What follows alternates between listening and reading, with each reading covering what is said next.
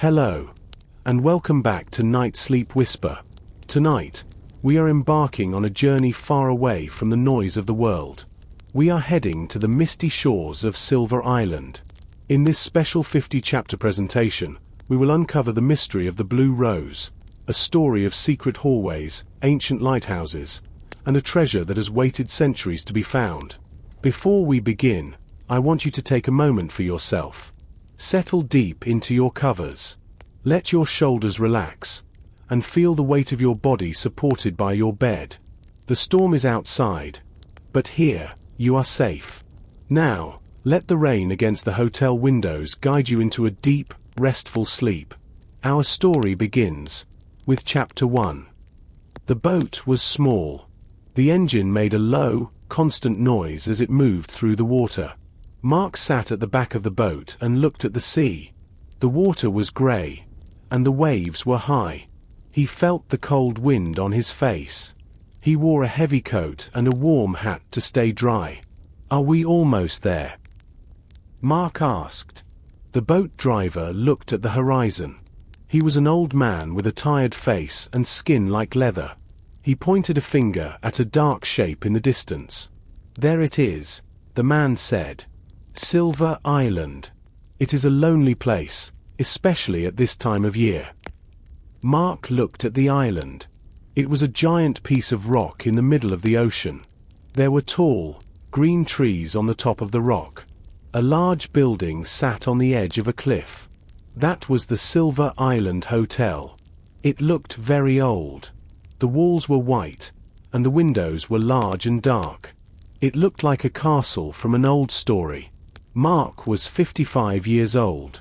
He worked as a police officer in London for 30 years. He spent his life chasing thieves and solving problems in the busy city. Now, he was retired. He wanted a quiet holiday. He wanted to read his books and listen to the ocean. He did not want to think about crimes or criminals anymore. He wanted peace and silence. The boat reached the small wooden dock at the bottom of the cliff. Mark took his suitcase. He stepped out of the boat. The wood of the dock was wet and slippery from the rain. He walked carefully. The boat driver did not stay to talk. He turned his boat around and drove back toward the mainland. Soon, the boat was just a small black dot on the grey sea. Mark was alone on the shore. He looked up at the long stone stairs. The stairs went from the beach all the way up to the hotel. He began to walk. His legs felt tired, but he did not stop. The air smelled like salt and wet earth. A soft wind moved the leaves of the trees. A bird cried in the sky, a long and lonely sound that echoed against the rocks. Finally, Mark reached the top. He stood in front of the hotel's heavy wooden doors. He saw a small gold sign on the wall. It said, "Silver Island Hotel. Silence and beauty." Mark pushed the doors open. Inside, the hotel was warm and bright. The lobby was very large with high ceilings. There was a big stone fireplace with a bright fire. The wood burned slowly. The smell of smoke and old books filled the air. A woman stood behind the reception desk. She had short black hair and a polite smile. "Welcome to Silver Island," the woman said. "I am Elena. I am the manager here. You must be Mark." "Yes, I am," Mark said. He put his suitcase on the floor. "I am here for a week of rest." Elena gave him a heavy silver key. "Room 10, she said. "It has a beautiful view of the sea. I hope you find the peace you are looking for." Mark thanked her and took his key. He walked to his room, happy to be inside. He did not know that his holiday was not going to be quiet at all. At 7 o'clock in the evening, Mark left his room. He walked down the wide stairs to the dining room. The room was very elegant. A long wooden table stood in the middle of the floor. It was covered with a clean white cloth. There were tall candles on the table. The orange light from the candles danced on the walls. Outside, the sky was turning dark blue, and the wind was starting to grow stronger. 3 people were already sitting at the table. Elena, the manager, stood near the door. She pointed to an empty chair next to a tall man in an expensive suit. "Please, Mark, sit here," Elena said. "I want to introduce you to our other guests." The man in the suit stood up and smiled. He looked very wealthy. He wore a gold watch on his wrist. "I am Victor," he said. His voice was loud and confident. "I collect rare art. I am here to enjoy the silence of the island with my favorite things." Next to Victor sat a man with grey hair and glasses. He looked very serious. "I am Thomas," he said with a small nod. "I am a doctor from London. I am here because I need a break from the hospital. It is very busy there."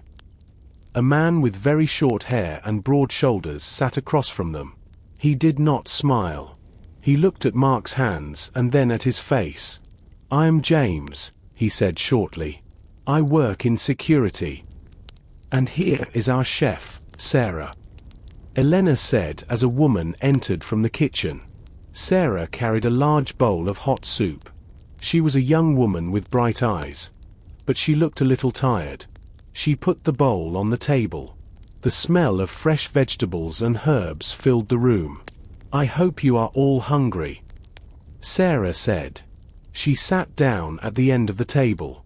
"The weather is getting bad, so a hot meal is good for the spirit." The group began to eat. For a few minutes, the only sound was the metal spoons touching the ceramic plates. Mark watched the people around him. As a former police officer, he always watched people. Victor talked a lot about his travels. He spoke about museums in Paris and galleries in New York. Thomas listened but did not say much. James remained silent, his eyes moving around the room constantly. "Is the hotel always this empty, Elena?"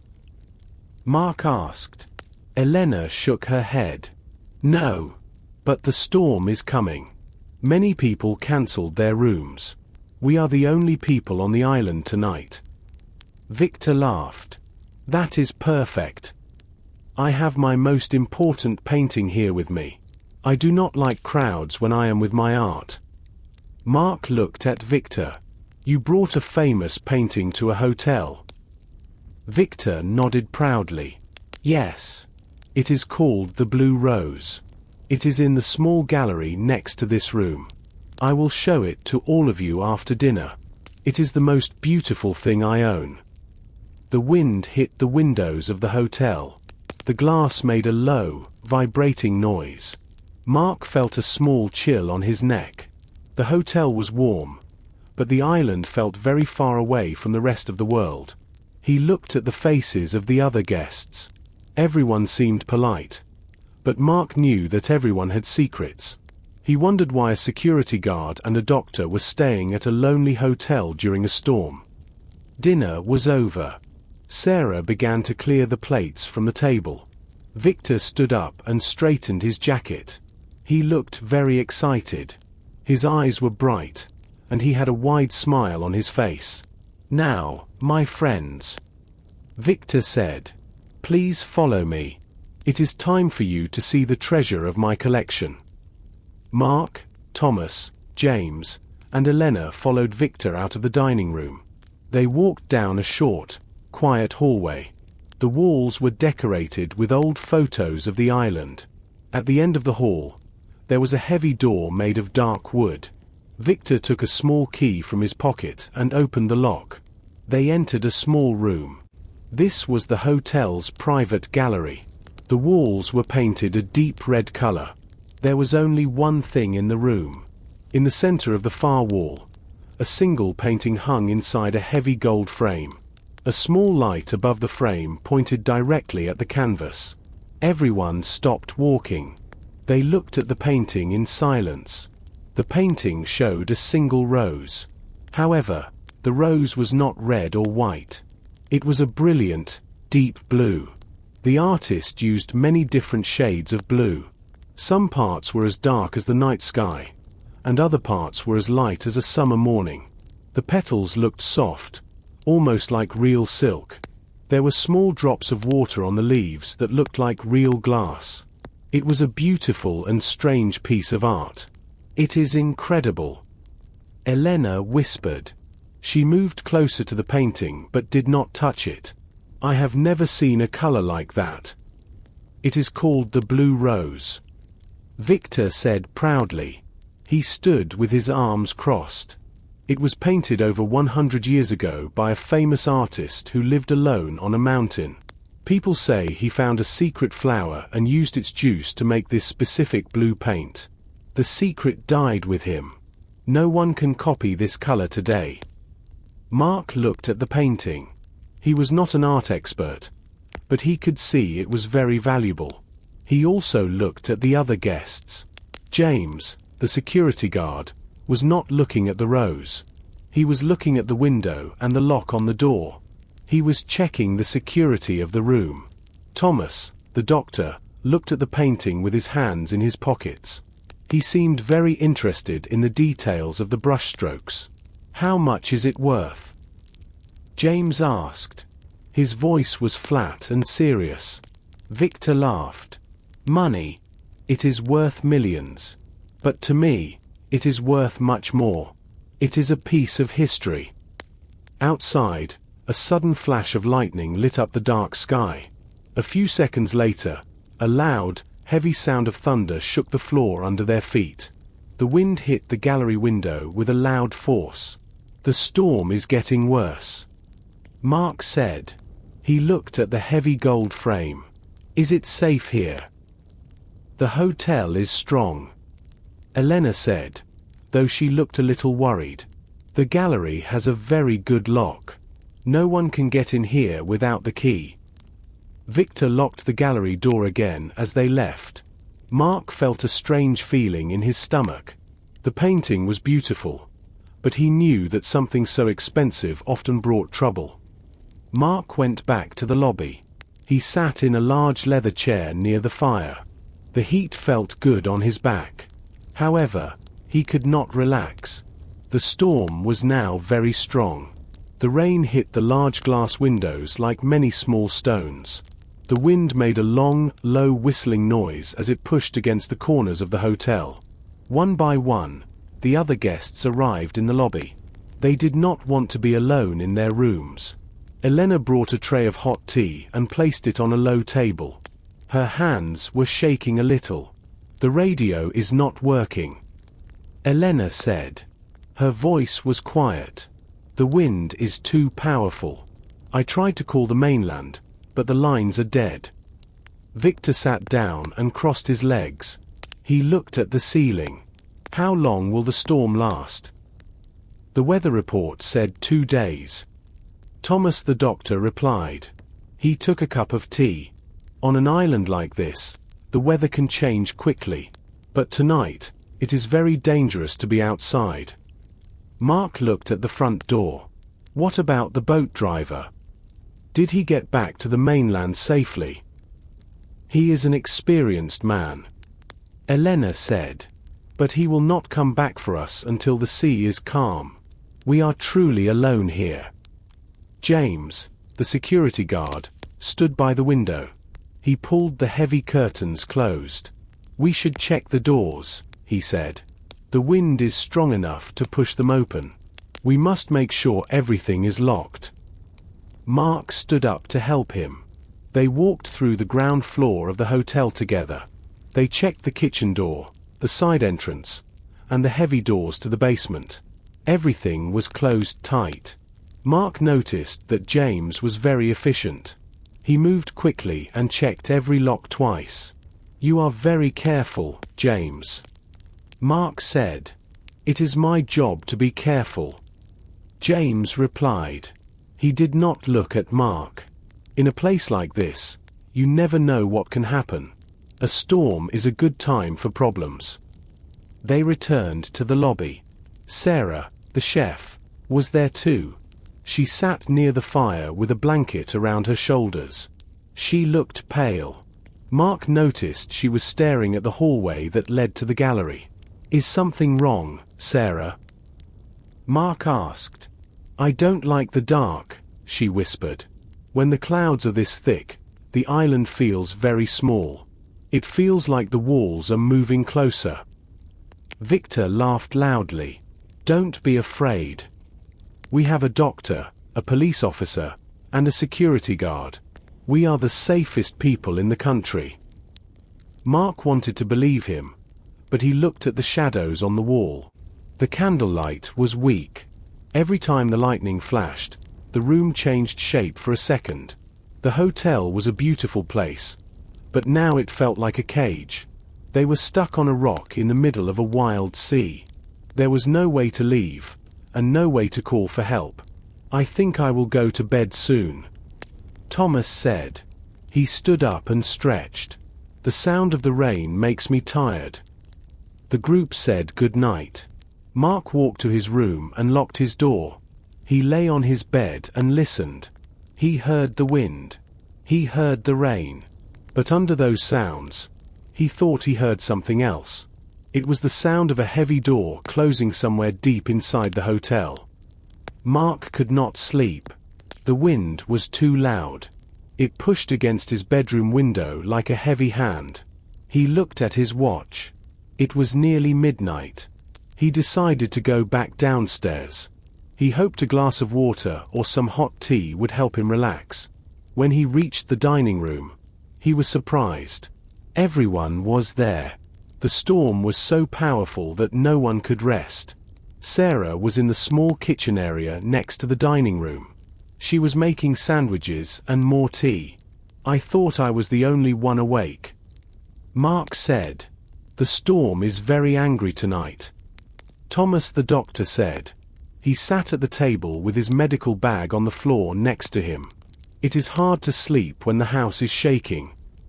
Victor was also there. He was drinking a glass of red wine. He looked nervous. He kept looking at the door that led to the gallery. I should check on the painting, he muttered. The vibration from the thunder might move the frame. The frame is safe, Victor, Elena said. She looked tired. The walls are thick stone. Nothing can move in that room. Suddenly, the ceiling lamps flickered.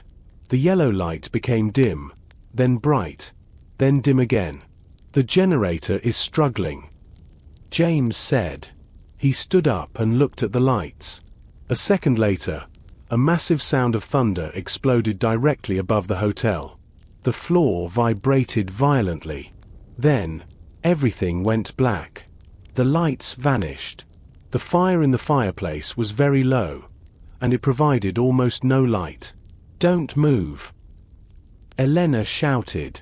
Her voice sounded high and frightened. Stay where you are until I find the candles. Mark sat perfectly still. He could see nothing. The darkness was thick and heavy. He heard the sound of the rain outside and the fast breathing of the people in the room. He also heard a soft, scraping sound. It sounded like a shoe moving across the wooden floor. Who is moving? Mark asked. No one answered. James. Elena. Mark called out again. I am over here by the window. James replied from the far left. I am in the kitchen, Sarah said. Her voice was shaking. Then, Mark heard a different noise. It was a distant, heavy thud. It came from the direction of the hallway. It was the sound of a heavy door closing. Did you hear that? Mark asked. I heard the wind, Victor said. He sounded very close to Mark now. 5 minutes passed. The darkness felt like a long time. Finally, a low hum started in the basement. The lights on the walls flickered and then stayed on. The power was back. Mark looked around the room. Everyone was in a different place. Victor was standing near the hallway door. Thomas was standing near the fireplace. Elena was holding a box of matches. Sarah was leaning against the kitchen counter. James was the only one near the exit. He looked at Victor, then at Mark. Is everyone okay? Elena asked.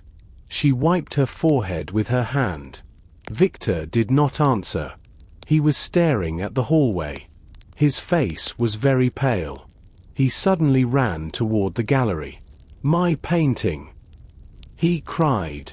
Mark and the others ran after him. Mark felt a cold fear in his chest. He knew that 5 minutes of darkness was enough time for a disaster. Victor reached the gallery door first. His hands were shaking so much that he could not hold his keys. James stepped forward. He took the keys from Victor's hand and opened the lock.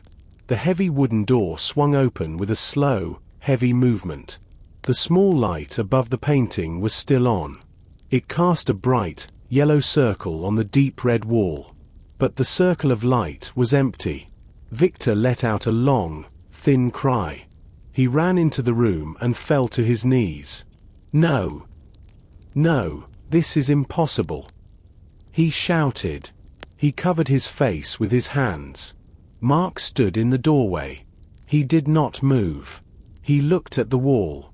The heavy gold frame was still there. It hung in the center of the wall, exactly where it was before the lights went out. However, the center of the frame was empty. The beautiful blue rose was gone. Only the dark red wall was visible behind the frame. Mark walked closer. He did not touch anything. He looked at the edges of the frame. "Wait," Mark said. His voice was calm and low. The painting was not cut out. "Look at the frame." Elena and Thomas moved closer to look. The frame had small metal clips on the back to hold the canvas. These clips were now open.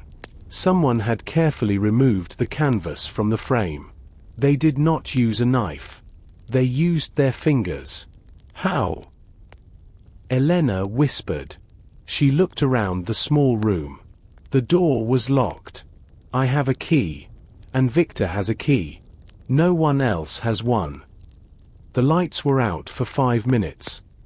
Mark reminded her. In 5 minutes, a person can do a lot of things if they have a plan. They just needed a key and a flashlight. James was looking at the floor. He was a security guard, and he looked very angry with himself. He walked to the window. The glass was not broken. The lock on the window was still closed from the inside. The thief did not come from the outside. James said. He looked at the group. "The storm is too strong. No one could climb the cliff in this wind. The thief is in this hotel. The thief is in this room." A heavy silence filled the gallery. Mark looked at the faces of the people around him. Victor was still on the floor, crying about his lost treasure. Elena looked like she was going to faint. Her face was as white as a sheet. Thomas, the doctor, stood with his arms crossed. He looked at the empty frame with a strange, thoughtful expression. Sarah, the chef, stood behind everyone else. She stayed in the shadows of the hallway. She looked terrified. "We must search everyone," Victor suddenly said. He stood up and pointed a finger at James.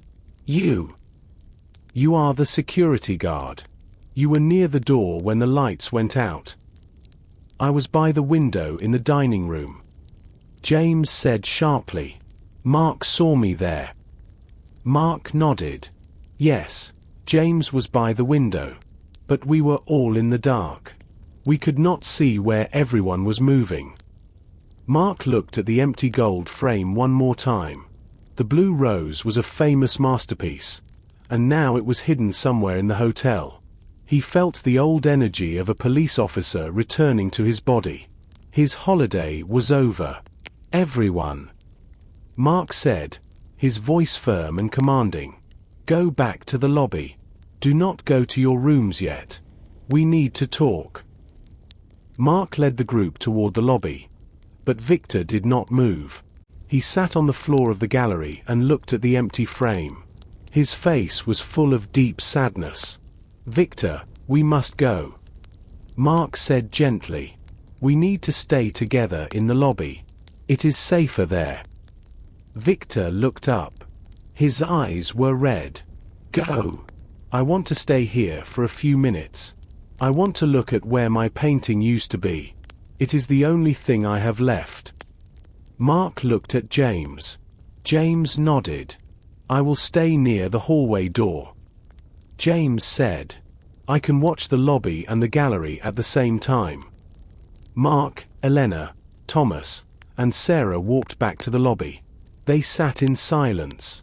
The fire was almost dead, and the room felt cold. Sarah held her tea with both hands. Her fingers were still shaking. Elena walked back and forth.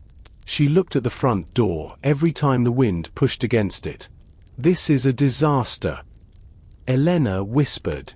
If the painting is gone, the hotel is finished. Victor will sue us. We must find it first. Mark said. He looked at Thomas. The doctor was sitting quietly, staring at the floor. Thomas, you are very quiet. What are you thinking? Thomas looked up. I am thinking about the time. 5 minutes. It is a very short time to remove a painting and hide it. The thief must know the hotel very well. Suddenly, a loud, heavy sound echoed from the gallery. It sounded like a heavy object hitting the floor. Mark jumped up immediately. James was already running down the hallway. Victor! James shouted. Mark and the others reached the gallery a few seconds later. The door was wide open. James was standing in the middle of the room. He pointed to the floor. Victor was lying face down on the red carpet. He was not moving. His right arm was stretched toward the empty gold frame. Near his head, a heavy stone statue of a lion lay on its side. The statue usually sat on a small table in the corner of the room. Is he dead? Sarah cried. She covered her mouth with her hand. Thomas pushed past Mark. Let me see, he said. He knelt down next to Victor. He carefully placed his fingers on Victor's neck to find a pulse. The room was silent. Mark looked at the window again. It was still locked. He looked at the other door, but it led to a small closet. There was no one else in the room. Mark felt the hair on his neck stand up. The thief was still close. Thomas looked up at the group. He is not dead, the doctor said. But he is unconscious. There is blood on the back of his head. Someone hit him with the statue. Mark looked at the people standing in the doorway. Elena, Sarah, and James were all there. But for a few minutes in the lobby, they were not all watching each other. Elena had gone to the kitchen for a moment to get more wood for the fire.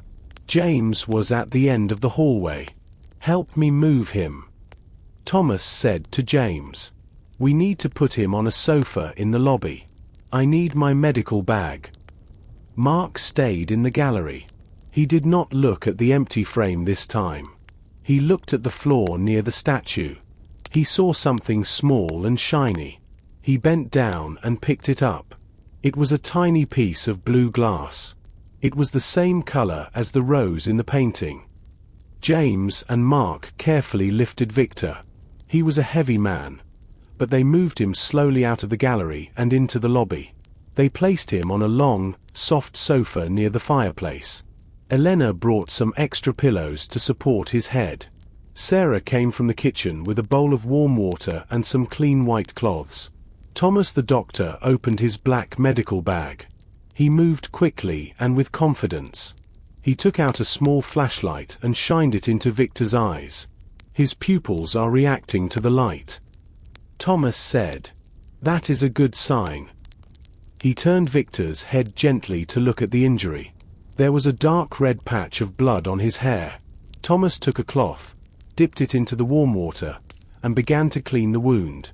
The room was very quiet. The only sound was the crackling of the wood in the fireplace and the heavy rain hitting the roof. Everyone watched the doctor's hands. "Is it a deep cut?" Mark asked. He stood at the end of the sofa, watching Thomas closely. "It is deep, but his skull is not broken." Thomas replied. He took a bottle of clear liquid and a piece of cotton from his bag. He was hit very hard with that stone statue. He is lucky to be alive. If the hit was a few centimeters lower, it could be much worse. Thomas applied the medicine to the cut. Victor made a low, painful sound and moved his hand, but he did not open his eyes. Then, Thomas wrapped a white bandage around Victor's head. He worked with great skill. He will sleep for a few hours, Thomas said. He closed his medical bag with a sharp click. When he wakes up, he will have a very bad headache. He must stay still and stay warm. Elena sat in a chair and put her head in her hands. Someone attacked him, she whispered. Someone in this hotel is a thief and a criminal. We are trapped here with a dangerous person. Mark felt the small piece of blue glass in his pocket. He did not tell the others about it yet. He wanted to think. He looked at Thomas. The doctor's hands were steady, but there was a small spot of blood on his white shirt. He looked at James. The security guard was standing by the door again, his face like stone. He looked at Sarah. She was biting her lip and looking at the floor. We cannot stay like this, Mark said. We are all suspects now. I was a police officer for a long time. I know how to look for the truth. Elena, I want your permission to start a formal investigation. Elena looked up. Her eyes were full of fear. Please, Mark. Do whatever you need to do. I just want everyone to be safe. I want that painting back, and I want to know who did this. Very well, Mark said. He looked at the group. James, you will stay here in the lobby and watch Victor. Do not let anyone near him. Thomas, Sarah, Elena, you will stay here too. I'm going to search the hotel. In the dark? Sarah asked. Mark picked up a heavy metal flashlight from the reception desk. I have light, he said. And I have many questions. Mark walked back down the dark hallway to the gallery. The beam of his flashlight moved across the walls. The hotel felt different now. It was no longer a place for a holiday. It was a crime scene. Mark felt a familiar weight in his chest. It was the feeling of a hunter looking for a trail. He entered the gallery and closed the door behind him. He did not lock it, but he wanted to be alone. He stood in the center of the room and turned off his flashlight for a moment. He wanted to see what the thief saw during the power cut. The small light above the painting was the only thing working. It was connected to a different battery system for emergencies. 5 minutes. Mark said to himself. He looked at the empty gold frame. The person who took the painting was fast. They knew exactly how the metal clips worked. They did not struggle in the dark. This meant the thief practiced. They knew the painting well. Mark looked at the stone lion statue on the floor. It was heavy, at least 5 kilograms. To pick it up and hit Victor with such force required strength. Mark knelt on the floor near the spot where Victor fell. He moved his flashlight slowly over the red carpet. He looked for anything out of place. He found the spot where he had picked up the blue glass earlier. He looked closer. Near the table, he saw a very small, clear drop of liquid on the wood. He touched it with his finger and smelled it. It did not smell like water. It had a sharp, chemical smell, like cleaning fluid or medicine. Is this from Thomas's bag? Mark wondered. He stood up and went to the window. He examined the lock very carefully. There were no scratches on the metal. No one used a tool to open it from the outside. He pushed the curtain aside. The rain was still heavy, and the wind was screaming against the glass. The cliff outside was steep and dangerous. James was right. Nobody could come inside from the beach during a storm like this. Mark sat on the small chair in the corner. He took a small notebook and a pen from his pocket. He always carried them. He began to write the names of the people in the hotel. Elena. She has the keys. She knows the hotel best. She is worried about money. Victor. He owns the painting. He is hurt. But is he really a victim? Thomas. He is a doctor. He has chemicals in his bag. He was very calm when he saw the blood. James. He is a security expert. He knows how to move in the dark. He was near the hallway. Sarah. She is very nervous. She stays in the shadows. Why is she so afraid? Mark looked at the list. In a good mystery, the most obvious person is often innocent, and the quietest person is often guilty. He thought about the small piece of blue glass. It was beautiful, like a jewel. Why was it on the floor? The painting was made of canvas and oil paint, not glass. He stood up. He decided to start with the staff. Elena was the manager, but Sarah was the one who saw everyone's movements from the kitchen. He left the gallery and walked toward the back of the hotel. He needed to see the heart of the building. He needed to see the kitchen. Mark walked away from the gallery. He did not go straight back to the lobby. Instead, he started to walk around the edge of the ground floor. He wanted to be certain about one thing. He needed to know if anyone could leave the building. He first went to the main entrance. The front doors were huge and made of heavy oak wood. He reached out and touched the metal handle. It was freezing cold. He tried to pull the door, but it did not move. He looked at the lock. It was a large, old-fashioned deadbolt. The heavy silver key for this door was still hanging on a small hook behind the reception desk. Mark looked through the narrow window next to the door. Outside, the world was a wall of grey water and flying leaves. No one could survive out there for long without shelter. The front is secure, Mark whispered to himself. He turned and walked toward the back of the hotel. He passed through the dining room and entered the kitchen. The kitchen was large and full of shadows. The smell of the vegetable soup from dinner still hung in the air. He moved his flashlight over the walls. He found the service door. This was the door the staff used for deliveries. Mark checked the handle. It was locked. He looked at the floor near the door. There were no wet footprints and no mud. Next, Mark found the stairs to the basement. The stairs were made of stone and were very narrow. As he went down, the air became damp and smelled like salt. The basement was used for storage. There were many boxes of food, extra blankets, and tools. At the far end of the basement, there was a small door that led to a path down to the dock. Mark walked to this door. He saw a heavy iron bar resting across the frame. To open this door, a person had to lift the heavy bar from the inside. The bar was in its place. It was covered in a thin layer of dust. If someone had moved it recently, the dust would be disturbed. The dust was perfect and smooth. Nobody went out this way, Mark thought. He climbed back up the stairs. He felt a heavy weight in his heart. He knew the geography of Silver Island. The hotel sat on a high cliff. The only way down to the water was the stone stairs or the steep path from the basement. With the storm so violent, the waves were hitting the rocks with incredible force. A person jumping into the sea would not survive for more than a minute. Mark returned to the lobby. He saw the guests sitting together. They looked like a group of survivors after a shipwreck. Victor was still unconscious on the sofa, breathing slowly. James stood near him like a statue. Elena and Sarah were sitting by the fire, talking in low voices.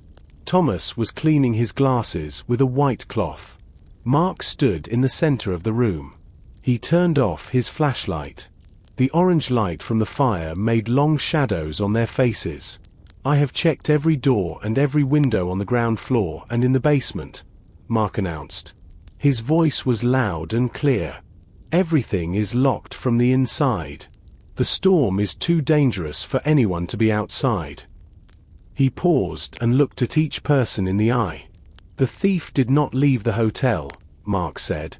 "The painting is still in this building. And the person who hit Victor is sitting in this room right now."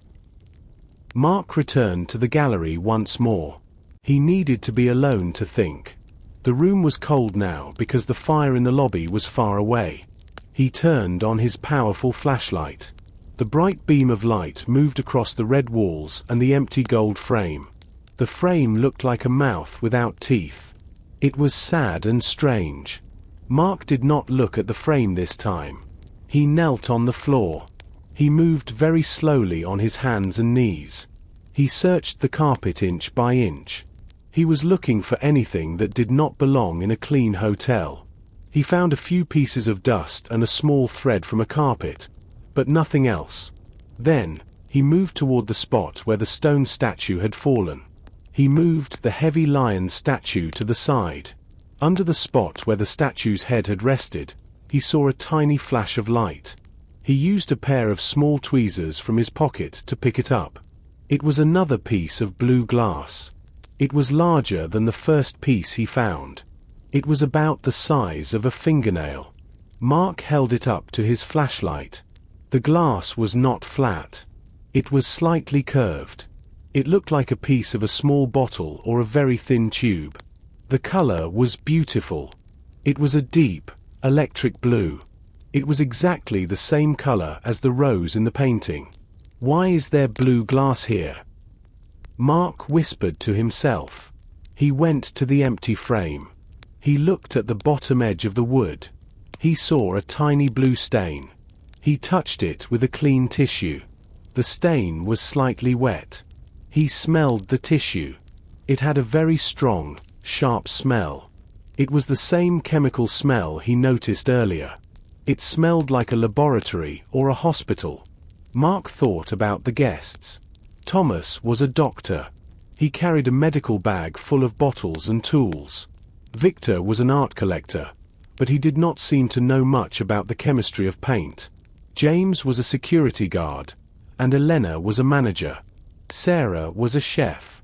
Chefs used many different liquids, but usually not chemicals that smelled like this. He looked at the piece of glass again. If a bottle broke, where were the other pieces? A bottle has many parts. He only had 2 small pieces. This meant someone had cleaned the floor. They were fast, but they missed these tiny bits under the statue and in the carpet. Mark felt a cold shiver. The thief was very organized. They had a plan to remove the painting and a plan to clean up after themselves. But why use a blue liquid? And why did the glass break? He put the piece of glass into a small plastic bag. He sat on the floor and looked at the door. He imagined the room in total darkness. He imagined a person walking in with a key. They knew exactly where to go. They did not hit the furniture. They went straight to the painting. Mark stood up. He decided to look at the other rooms on the ground floor. He wanted to see if anyone else had blue stains on their clothes or hands. He also wanted to see Thomas's medical bag again. The doctor said he was a specialist, but Mark wanted to know what kind of medicine required such a strange, bright blue color. Mark walked through the dining room toward the kitchen. The air was colder here. He saw a light moving in the back of the room. It was Elena.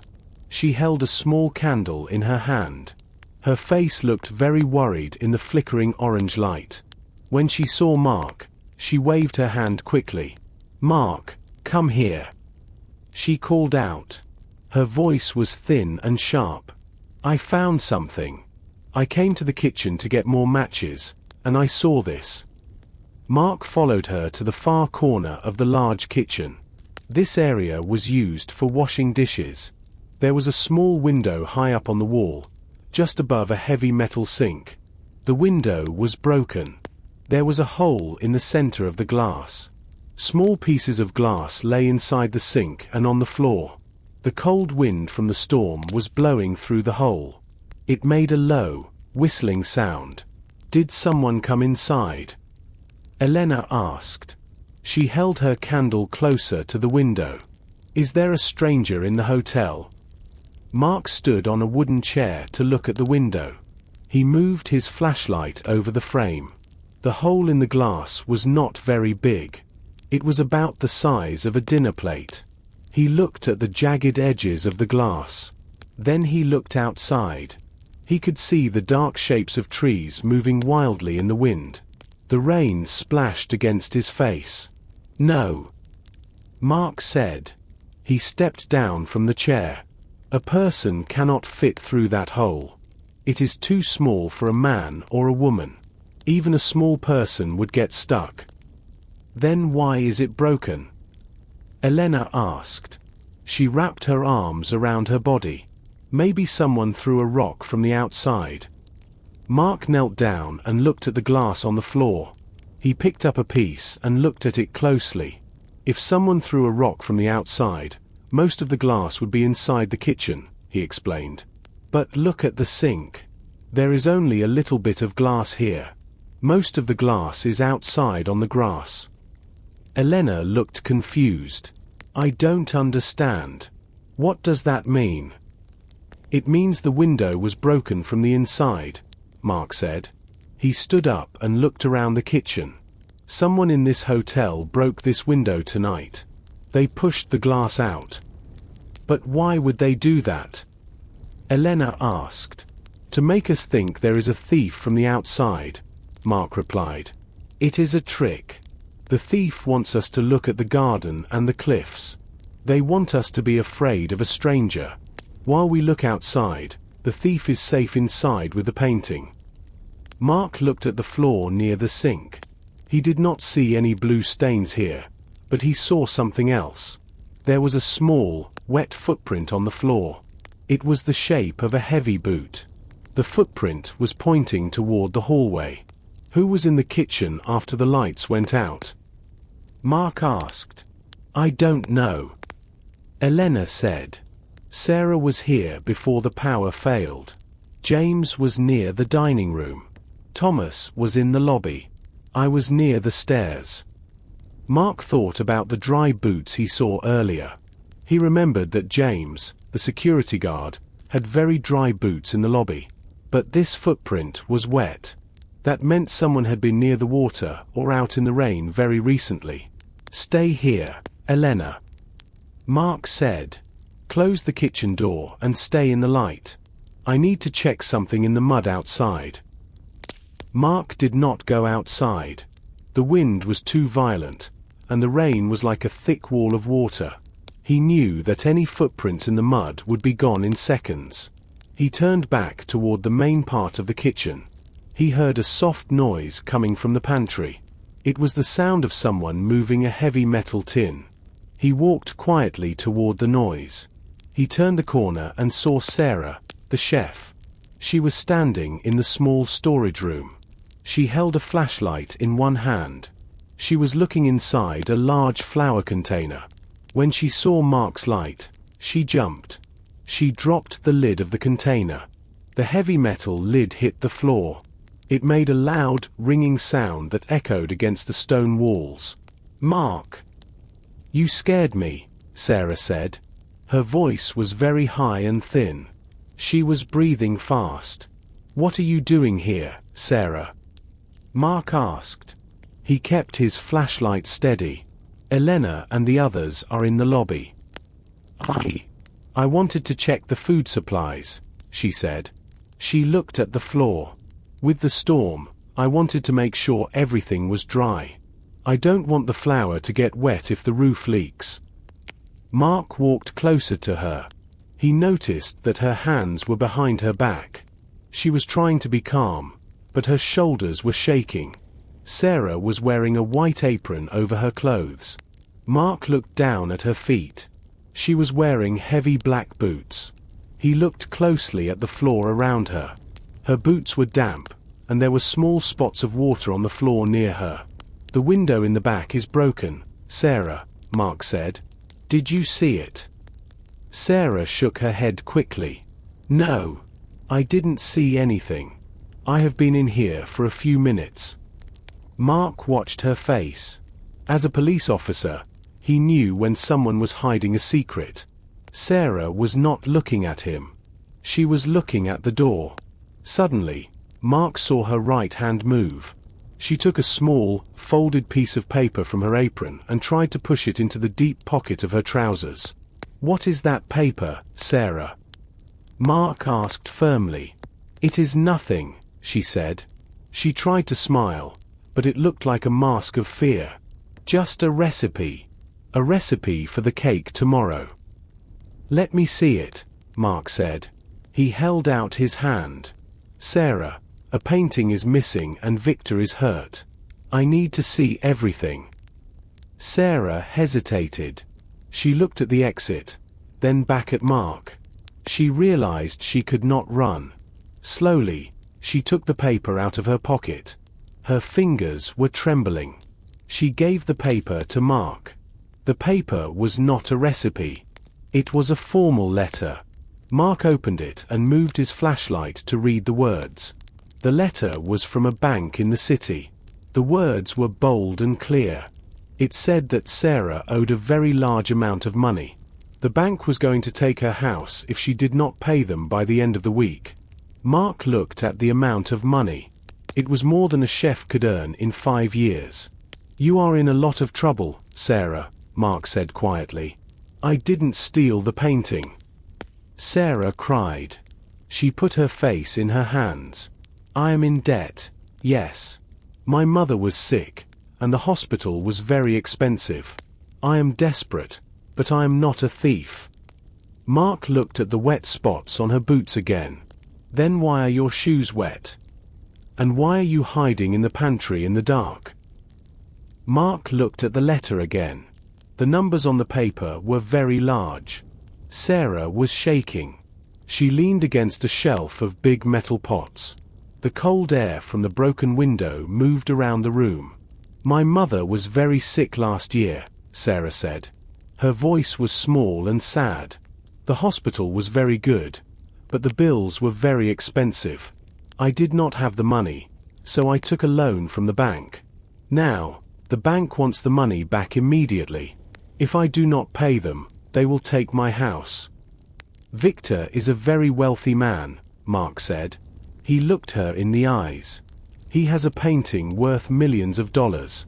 Did you think that painting could solve your problems, Sarah?" "No," Sarah said. She looked angry for a moment. "I am a cook, Mark. I am not a criminal. I do not know how to sell a famous painting. I do not know any art thieves. I only know how to make soup and bread." Mark pointed at her wet boots. "You still did not explain this. Why are your shoes wet? Did you go outside in the storm?" Sarah looked at the floor. She waited a long time before she spoke. "I heard a strange noise," she said finally. "It was just before the lights went out. I heard something near the back door of the kitchen. I thought a window was open. I went outside for 1 minute to check the door from the garden. But the rain was too strong. I could not see anything, and I got very wet. I came back inside immediately." "Why didn't you tell James, the security guard?" Mark asked. "I was afraid," Sarah whispered. She started to cry.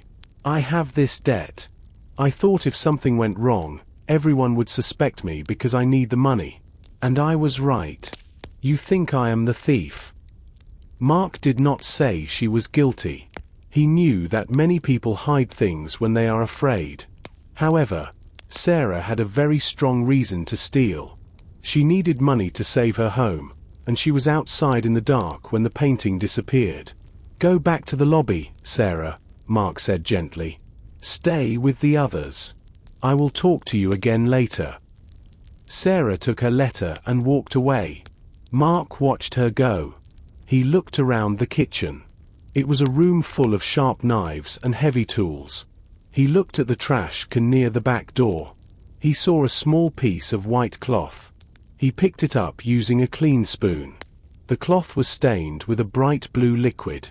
It had that same sharp, chemical smell he found in the gallery. He put the cloth in a small plastic bag. Now he had 2 pieces of blue glass and a stained cloth. The mystery was growing. He needed to find James. The security guard said he was patrolling the garden during the power cut. Mark wanted to check his story and, more importantly, he wanted to check his boots. Mark walked back to the lobby. The fire was burning low now, and the orange light was weak. James was standing near the sofa where Victor lay. The security guard was very still. He looked like a statue in the dim light. He did not look at Mark when he entered the room. He kept his eyes on the dark hallway that led to the gallery.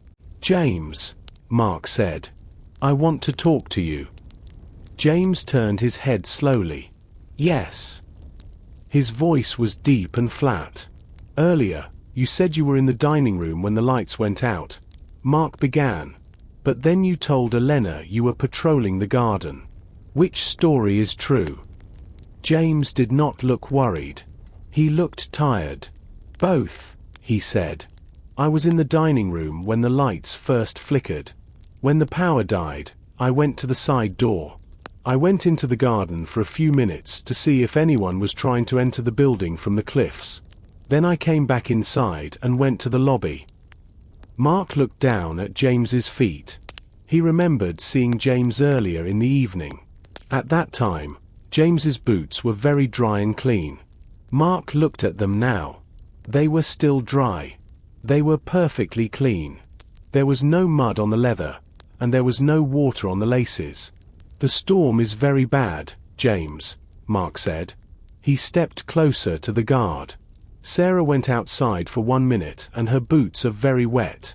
The kitchen floor is covered in water near the back door. But your boots are dry.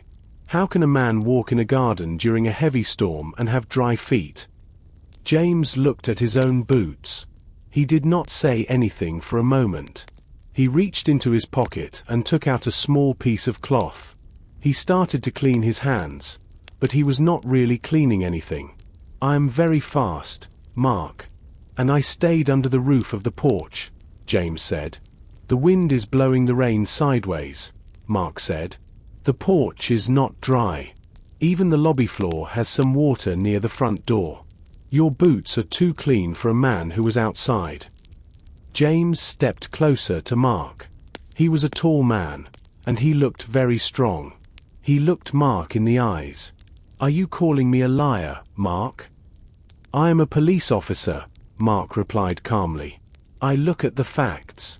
The facts say your boots did not go into the garden tonight. Why did you lie to Elena?" James sighed. He looked around the room to make sure Elena and Sarah were not listening. They were at the other side of the room, talking quietly. James leaned toward Mark and lowered his voice. "Okay," he whispered. "I was not in the garden. I was in the library. I found something there, and I did not want the others to know yet. I am a security professional.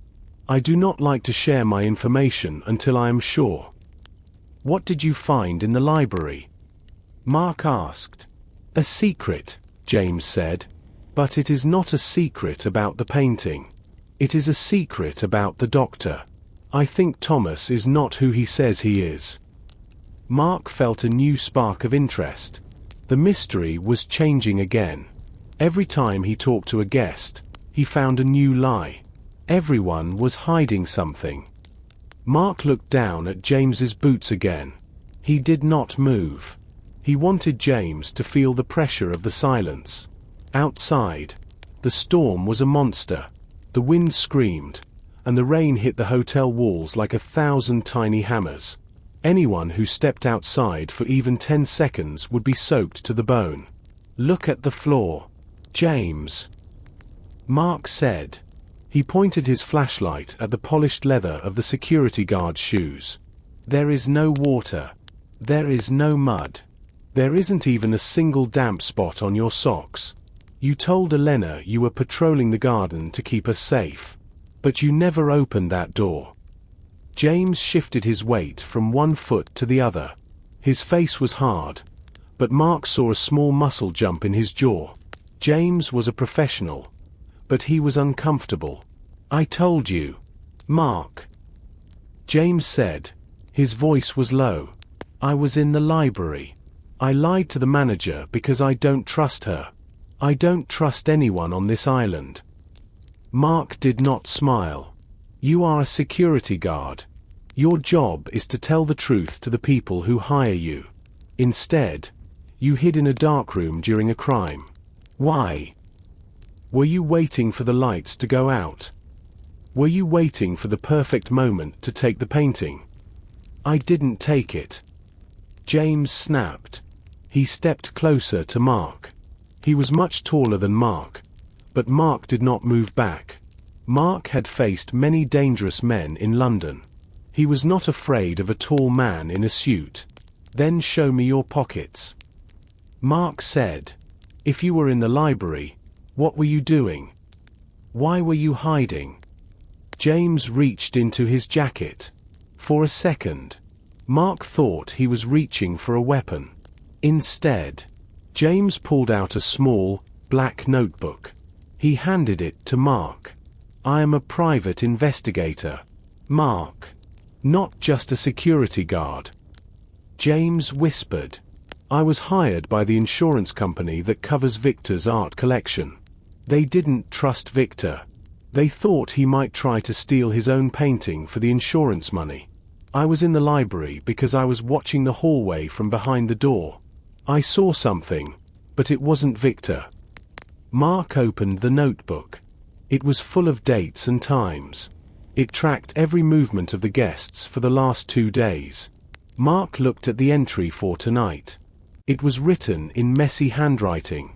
11:55 p.m. Lights flicker. Elena moves toward the stairs. Thomas leaves the lobby.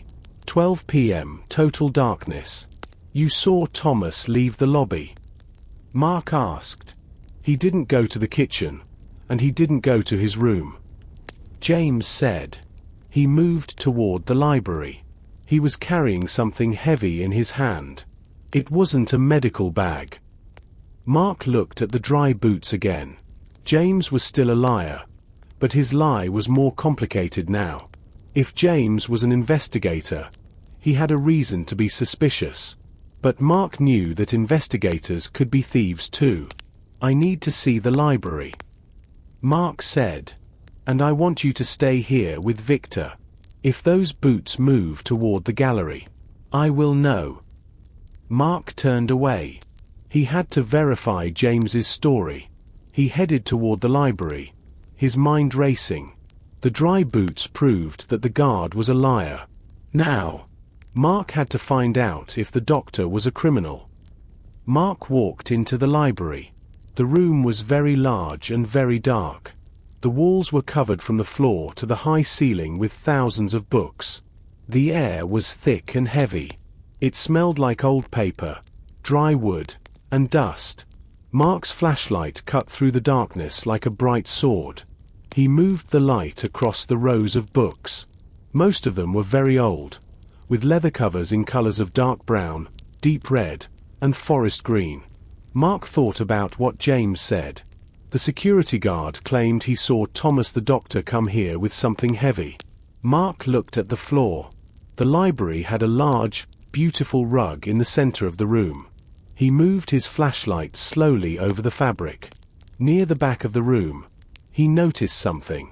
The rug was slightly wrinkled, as if a heavy object had been dragged across it. He followed the marks on the rug to a massive wooden bookshelf on the far wall. This shelf was filled with giant books about history and geography. Mark looked at the books one by one. He noticed that one book was slightly different from the others. It was a very thick book with a silver spine. The silver was clean and shiny, while the other books were covered in a thin layer of grey dust. Mark reached out and touched the silver spine. The book felt cold under his fingers. He tried to pull it toward him, but the book did not move. He tried to push it to the right, but it was stuck. Finally, he pushed the book firmly into the shelf. He felt a small vibration in the floor. From behind the wall, there was a deep, rubbing noise of wood against stone. Slowly, the entire bookshelf began to turn. It moved like a heavy door. Mark stepped back and watched. A narrow, dark opening appeared where the books used to be. It was a secret door. hidden perfectly in the wall. Mark shined his flashlight into the opening. Behind the bookshelf was a narrow hallway made of cold, grey stone. The air coming from the hallway was freezing and smelled like the ocean. It was a hidden path built inside the thick walls of the hotel. So, James was telling the truth about this room. Mark whispered. He looked at the floor of the secret passage. The stone was dusty, but he saw a clear trail. Someone had walked here very recently. Then, his light stopped on a small spot of color. On the grey stone, there was a single, bright drop of blue liquid. It was the same electric blue as the rose in the painting. It was still slightly wet. Mark felt his heart beat faster. The thief did not just hide the painting. They used this secret path to move around the hotel without being seen. This was why nobody saw the thief in the hallway. This was how someone could leave the lobby and reach the gallery in seconds. Mark took a deep breath. He held his flashlight tightly in his right hand. He stepped into the dark, narrow hallway. The bookshelf began to close slowly behind him with a low, heavy sound. Mark was now inside the walls of the Silver Island Hotel. Mark stood in the darkness. The air in the hidden hallway was very cold. It smelled like wet stone and old dust. He turned his flashlight back toward the bookshelf, but it was completely closed. There was no handle on this side. He was stuck inside the wall. Mark did not panic. He was a professional. He knew that every door that opens must have a way to open again. He turned his flashlight to the front. The passage was very narrow. If he stretched out his arms, he could touch both walls at the same time. The walls were made of rough, grey stones. Small spiders had made webs in the corners. The ceiling was low. Mark had to bend his head a little as he walked. This is not a new hallway, Mark thought. This was built when the hotel was a castle. He moved forward slowly. Every step he took made a soft, crunching sound on the dusty floor. He followed the trail of blue drops. The drops were small, like tiny blue stars on the dark floor. They were spaced out, as if someone was walking fast or running. After a few minutes, the hallway became even narrower. Mark reached a place where the path split into two directions. One path went to the left and seemed to go down. The other path went to the right and had a small set of wooden stairs going up. Mark looked at the floor at the center of the fork. The blue drops went to the right, toward the stairs. Mark climbed the stairs. They were old and made a low, complaining noise under his weight. He counted 10 steps. At the top, he found a small wooden door. It was very thin. He could hear noises from the other side. He turned off his flashlight and waited. He heard a muffled voice. It was a man's voice, but he could not understand the words. Then, he heard the sound of glass touching glass. It was a light, ringing sound. Mark put his eye to a small crack in the wooden door. He was looking into a bedroom. It was a small, clean room with a white bed and a desk. On the desk, there was a large medical bag. It was open. Mark saw a man standing with his back to the door. The man was wearing a white shirt with a small red stain on the sleeve. It was Thomas, the doctor. Thomas was holding a small glass bottle. The bottle was full of a bright blue liquid. He was pouring the liquid into a smaller tube. His hands were very steady. He looked very focused, like a scientist working in a lab. Mark watched him carefully. Thomas took a piece of white cloth and wiped the edge of the bottle. Then, he put the cloth into a small trash can near the desk. Mark remembered the piece of cloth he found in the kitchen. It was the same. Thomas was not just a doctor. He was doing something secret with chemicals. Mark stayed very still. He needed to know where the other path went. He turned around and walked back down the wooden stairs. He went back to the fork in the hallway and took the left path. This path was longer. It went down deep into the belly of the hotel. Finally, He reached another small wooden door. He pushed it gently. The door opened a few centimeters. Mark looked through the opening. He saw red walls and a gold frame. He was looking into the gallery from behind a hidden panel. This was how the thief entered and left the room so quickly. Mark pulled the small wooden door shut. He was very careful. He did not want to make a noise. He was back in the cold, dark hallway. He turned his flashlight on again. The bright beam hit the dusty stone walls. He thought about what he saw. Thomas had the blue liquid in his room. The secret path led straight to the gallery. Everything was starting to make sense. The doctor was a very strong suspect. But then, Mark stopped. He held his breath and listened. He heard something behind him. It was a very soft sound. It was the sound of a shoe moving slowly on the stone floor. It was far away, but in the silence of the walls, it was clear. Mark turned his flashlight around. He pointed the beam of light back down the long, narrow passage. He saw nothing but grey stone and white dust. The hallway looked empty.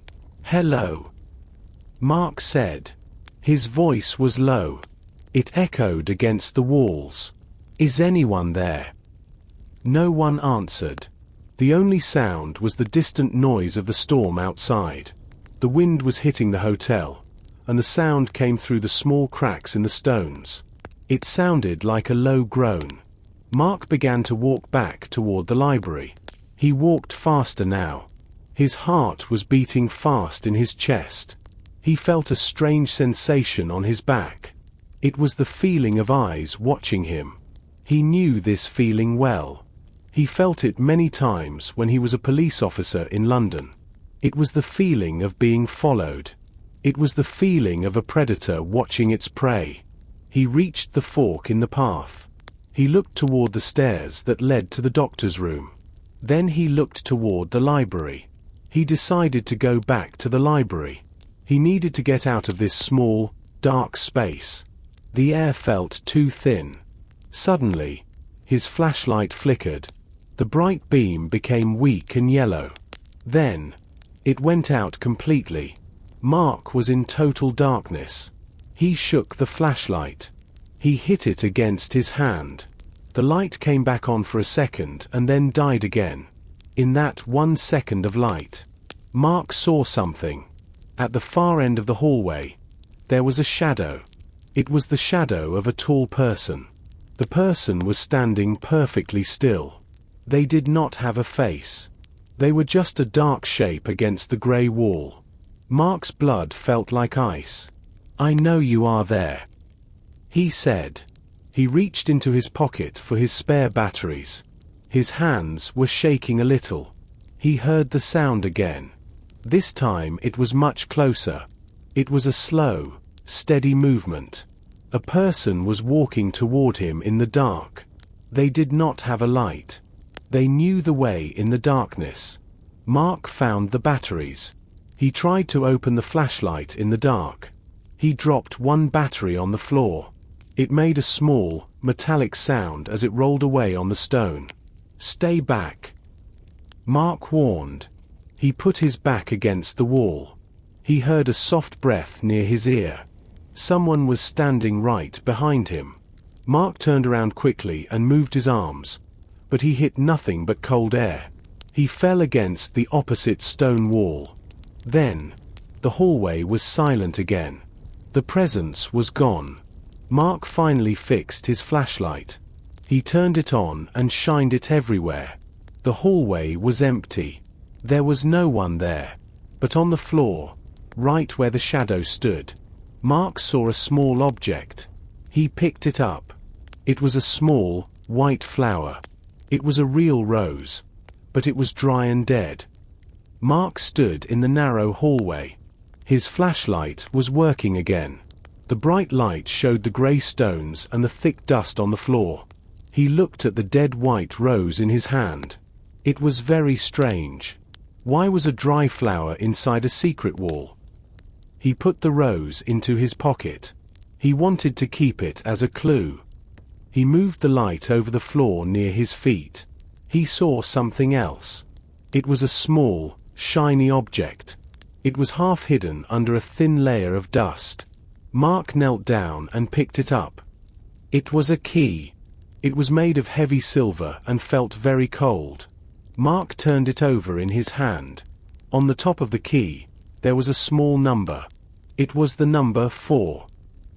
"This is a room key," Mark whispered. He remembered the lobby. Behind the reception desk, there was a board with many keys. Elena had given him the key to room 10. He remembered seeing the key for room 4. Elena had said that Thomas, the doctor, was staying in room 4.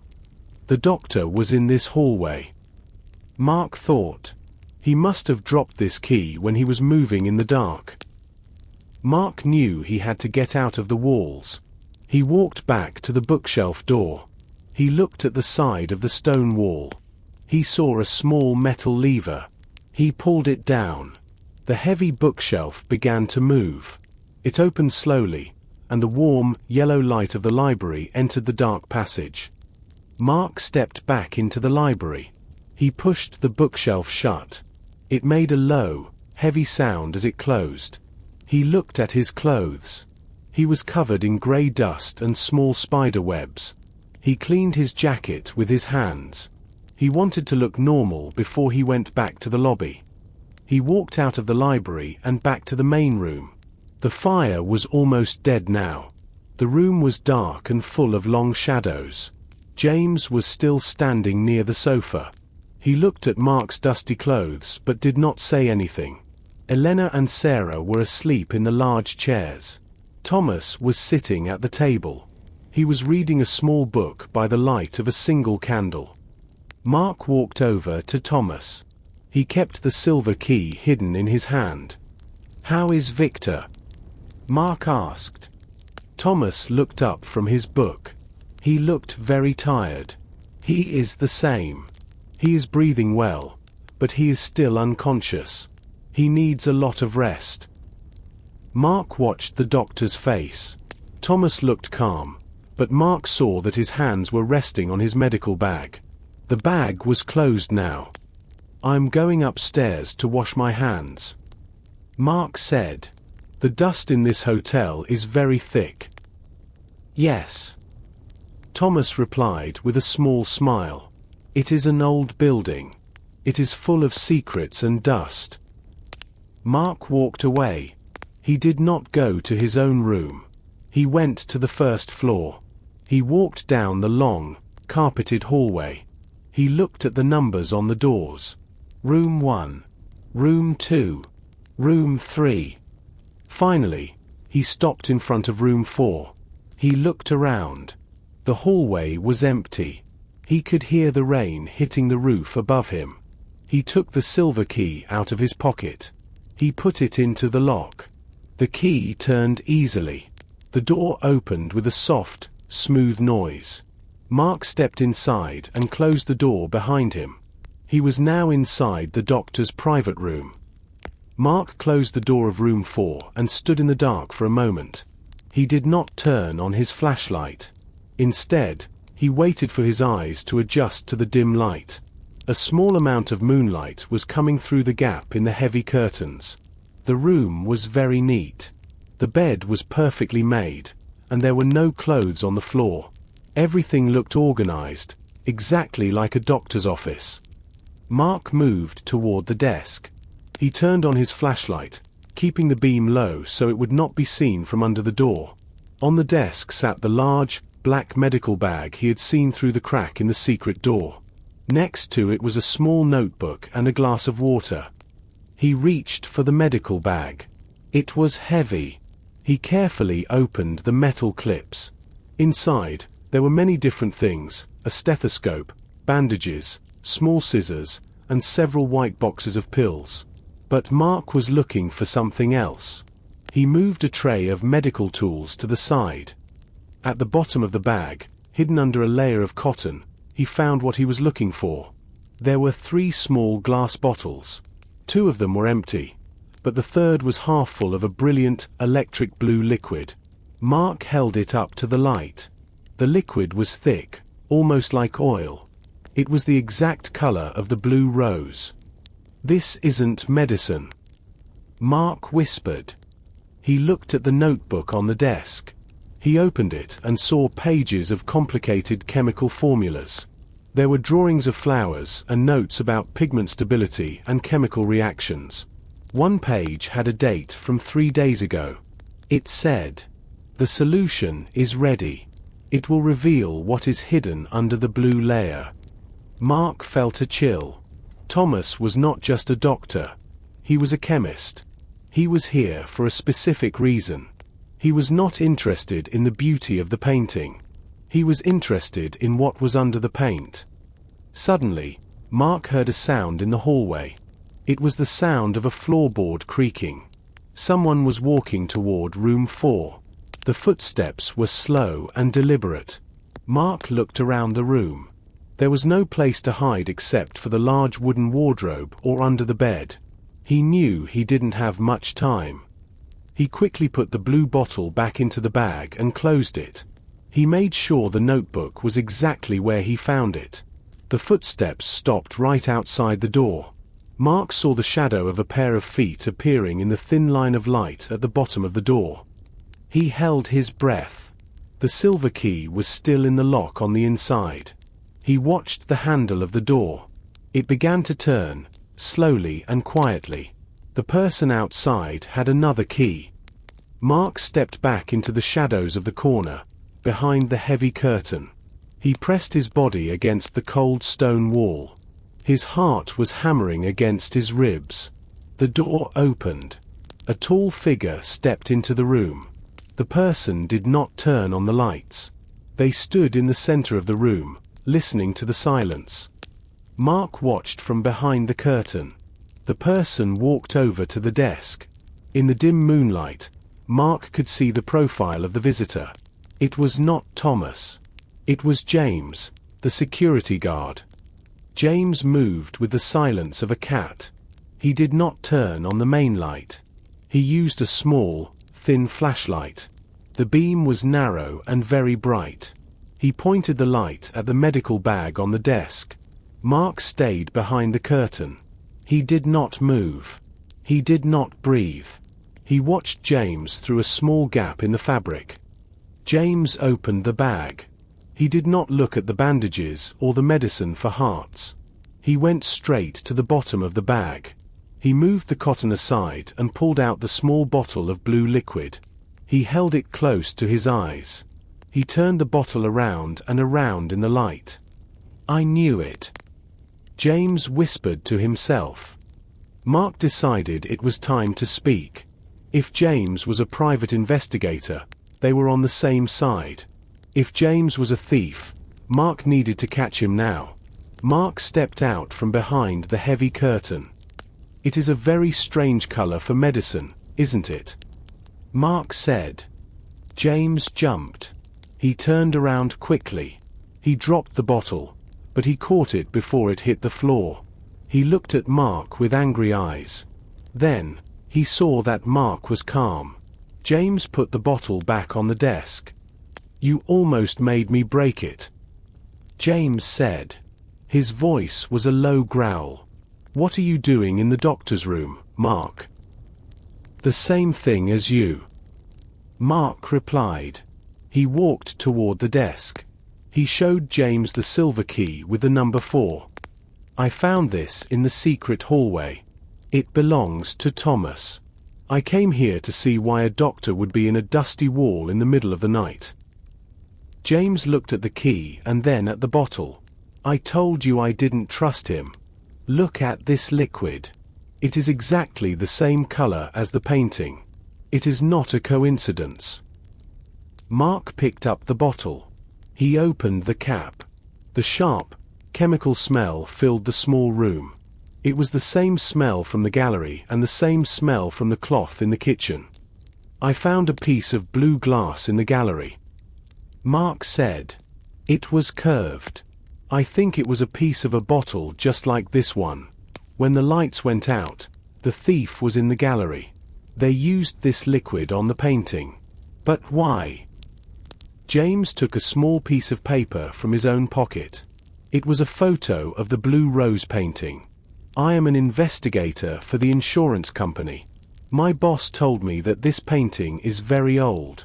Some people believe there is something else under the blue rose. A secret map or a different painting. Mark looked at the chemical formulas in the doctor's notebook. Thomas isn't just a doctor. He is a chemist. He is using this liquid to remove the top layer of paint. He is looking for the secret. Then he is our thief, James said. He closed the medical bag. He took the painting to his room or a secret place to work on it. We need to find him and the canvas. Mark looked at the door. We need to be careful. If Thomas is the thief, he is very smart. He knows the secret paths of this hotel better than we do. Suddenly, they heard a loud noise from downstairs. It was the sound of a heavy object falling and someone screaming. The scream was loud and full of terror. It was Elena. Mark and James did not wait. They ran out of room 4 and rushed down the stairs. The sound of Elena's scream was still echoing in the large, empty halls. When they reached the lobby, they saw a scene of chaos. Elena was standing near the fireplace, pointing at the sofa where Victor had been resting. Her hands were covering her mouth, and her eyes were wide with shock. Sarah was standing next to her, holding a heavy iron poker from the fire. "He's gone," Elena cried. "Victor is gone." Mark looked at the sofa. It was empty. The pillows and blankets were on the floor. The spot where the art collector had been lying unconscious just minutes ago was now vacant. "How?" James asked, his voice sharp. He was badly hurt. He couldn't even open his eyes. "I don't know," Elena sobbed. "I went to the kitchen for a moment to get some water. Sarah was in the dining room. When I came back, the sofa was empty. There was no sound, no struggle, just silence." Suddenly, the heavy doors of the lobby opened. Thomas, the doctor, walked in from the dark hallway. He looked surprised to see everyone standing in the center of the room. He was carrying his medical bag, but his hands were empty of any bottles. "What is happening?" Thomas asked. He looked at the empty sofa. "Where is the patient?" James stepped forward and grabbed Thomas by the front of his white shirt. "You tell us, doctor. You were the last one seen moving toward the back of the hotel. Where did you take him?" Thomas did not look afraid. He looked annoyed. He gently pushed James's hands away. "I was in the washroom," he said calmly. "I am a doctor, not a kidnapper. I told you Victor needed rest. I did not move him." Mark watched Thomas closely. He remembered the blue bottle in the medical bag upstairs. He remembered the secret hallway. "Thomas," Mark said, his voice cold, "we were just in your room. We saw the blue liquid. We saw the notebook. We know you are not just a doctor." Thomas froze. He looked at Mark, then at James. He let out a long, slow sigh. He sat down in a nearby chair and placed his medical bag on his lap. "I see," Thomas said quietly. "You found my research." "Explain it," Mark commanded. "Now." "I was hired by a museum," Thomas began. "Not by Victor. The museum believes that Victor stole the blue rose from a private collection years ago. But more importantly, they believe the artist painted over a much older, much more important map. I am a specialist in art restoration and chemistry. My job was to find a way to reveal what is underneath without destroying the original work." "And the painting?" James asked. "Did you take it to reveal the secret?" "No," Thomas said, shaking his head. "I didn't take it. I was going to ask Victor for permission tomorrow. But someone else got to it first. I went into the secret hallway tonight because I heard someone else in there. I was following a shadow, but I lost them near the gallery." "A shadow?" Mark asked. He thought of the tall shape he had seen in the darkness. "Yes," Thomas said. "A very tall shadow. It didn't move like a guest. It moved like someone who lived in the walls." The group stood in the lobby, surrounded by the deep shadows of the hotel.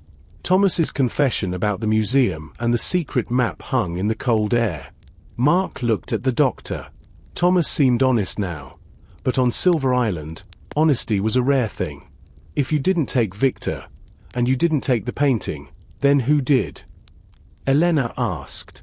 She was still shivering. Before anyone could answer, a loud, scraping sound came from the top of the stairs. Everyone turned their flashlights toward the noise. A figure was leaning against the wooden railing. He was moving slowly, his legs shaking. It was Victor. The white bandage around his head was messy and stained with a little blood. He looked pale, and his expensive suit was covered in grey dust. He blinked his eyes against the bright lights of the flashlights. "Victor!" Elena ran to the bottom of the stairs. "How did you get up there? You were unconscious on the sofa." Victor didn't answer immediately. He held the railing tightly. Thomas rushed over to help him, but Victor pushed the doctor's hand away. He looked terrified. "I woke up," Victor whispered. His voice was dry and weak. The room was dark. Someone was dragging me. I felt the cold floor. Then I was in a small, dark space. I heard the ocean. Mark stepped forward. "A small space." "Where?" "Victor." "A tunnel," Victor said. He sat down on the top step, exhausted. "I saw a light. I crawled toward it. I found a door behind a mirror in the upstairs hallway. I pushed it and came out here." Mark and James exchanged a quick look. The secret paths were everywhere. The hotel was like a piece of Swiss cheese, full of holes and tunnels. "Did you see who took you?" James asked. Victor shook his head slowly. "No. It was too dark. But I heard them breathing. It was a heavy, wet sound. And I smelled something, a sweet, heavy smell. Like flowers. But old flowers. Like a funeral." Mark reached into his pocket and touched the dry, white rose he had found in the secret hallway. The pieces of the puzzle were starting to touch, but they didn't fit together yet. "The painting." "Victor," Mark said. "Did you see the painting in the tunnels?" Victor's eyes filled with tears. "No. My beautiful rose is gone. I only saw shadows and stone." Thomas knelt beside Victor and checked his pulse. "He has a fever. He needs to lie down again. But not in the lobby. We need a room with a lock that works." "Take him to my office," Elena said. "It has no secret doors. I checked the walls myself when I started working here." As they helped Victor down the stairs, Mark looked at the guests. Sarah was watching Victor with a strange expression. Not quite fear, and not quite pity. It was almost like she was looking for something on his clothes. Mark knew the blue rose was close. The thief had used the tunnels to move a grown man. They could certainly hide a canvas there. But the mystery of the tall shadow and the smell of old roses suggested that maybe they weren't the only ones interested in the secrets of Silver Island. The group moved Victor into Elena's office. The room was small and smelled of old paper and ink. There were no hidden doors or large paintings on the walls. Mark checked the window. It was locked tight from the inside. James stood by the door, and Thomas began to check Victor's bandage again. Mark sat across from Victor. The art collector was breathing more easily now, but his hands still moved nervously. "Victor," Mark said, his voice soft but firm. "You said you heard breathing in the tunnel. Was it a man or a woman? Victor looked at his hands. I don't know, Mark. It was a heavy sound. But the smell, that is what I remember most. It was the smell of lilies and roses. It was very strong, like a perfume that is too old. Elena gasped. She looked at Sarah, then back at Mark. The perfume. She whispered. There is a bottle of very expensive perfume in the display case in the lobby. It belonged to the woman who owned this hotel 50 years ago. People say she never left the island. Let's stay with the facts, Mark said, though he made a note of the perfume. Victor, you saw a shadow before the lights went out. You told me that earlier. Where exactly was it? It was near the gallery door. Victor said. I thought it was James. The shape was very tall and thin. It didn't have a face. It was just a darkness that moved. Mark looked at the people in the room. Thomas was tall. James was tall. Even Sarah was tall for a woman. Anyone could look like a shadow in a dark hallway. I need to see where Victor came out of the wall. Mark said to James. If there is a door behind a mirror, it might lead us to where the painting is hidden. I'll come with you. James said. Thomas, you stay here. Do not leave this room. Elena, lock the door after we leave. Mark and James walked up to the second floor. The hallway was long and silent. The storm was still hitting the hotel, but the sound was a low hum here. They found the large, gold mirror at the end of the hall. Mark pushed on the frame. It didn't move. Then, he looked at the floor. He saw a small piece of blue thread caught under the wood.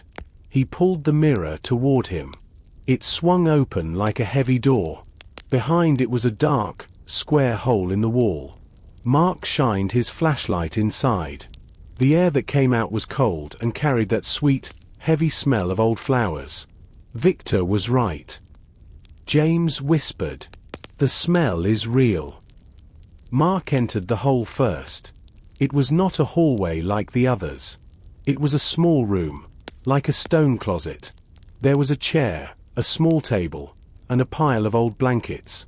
On the table, there was an empty plate and a glass of water. Someone has been living in here, Mark said. He moved his light to the floor. And look at this. On the stone floor, there was a wet footprint. It was much larger than a normal shoe. It was the footprint of a heavy, dirty boot. But next to the footprint, there was a small, bright blue stain. The thief was here, James said. They brought the painting here to hide. Mark looked at the blankets. He saw something shiny sticking out from the fabric. He pulled it out. It was a silver hairbrush with the initials ES engraved on the back. Elena's initials are ES. Mark noted. Elena Sophia. Does the manager know more about these tunnels than she is telling us? Mark and James walked down the long, quiet hallway. They left the secret room behind the mirror and returned to the ground floor. Mark's mind was full of questions. He thought about the silver hairbrush with the letters ES and the heavy smell of old roses. He looked at James. The security guard was silent, but his face was very serious. They reached the manager's office. Mark did not knock. He turned the handle and pushed the door open. The door made a low, rubbing noise against the carpet. Inside the office, the air was warm. Elena was sitting behind her large wooden desk. Thomas was standing by the window, looking out at the rain. Victor was lying on a small sofa in the corner, his eyes closed. When Mark entered, Elena looked up. She looked tired, and her eyes were red from crying. Immediately, Mark noticed the smell. It was not the smell of old paper or ink anymore. It was the sweet, heavy smell of lilies and roses. It was the same smell they found in the secret tunnel. It was very strong, as if someone had just sprayed a lot of perfume in the small room. Mark walked to the desk. He placed the silver hairbrush on the green leather top of the desk. "Is this yours, Elena?" Mark asked. His voice was calm but very cold. Elena looked at the hairbrush. She did not touch it. Her face became very pale, almost as white as her silk blouse. She looked at the initials ES and then looked up at Mark. "Where did you find that?" she asked. Her voice was shaking. "I lost that brush a long time ago. I told the staff it was missing. We found it in a secret room behind the mirror upstairs," James said. He stepped forward and stood next to Mark. There was a bed in that room. Someone was living there. And that room smelled exactly like this office. It smelled like your perfume. Elena shook her head quickly. "No. You don't understand. This is a very old hotel.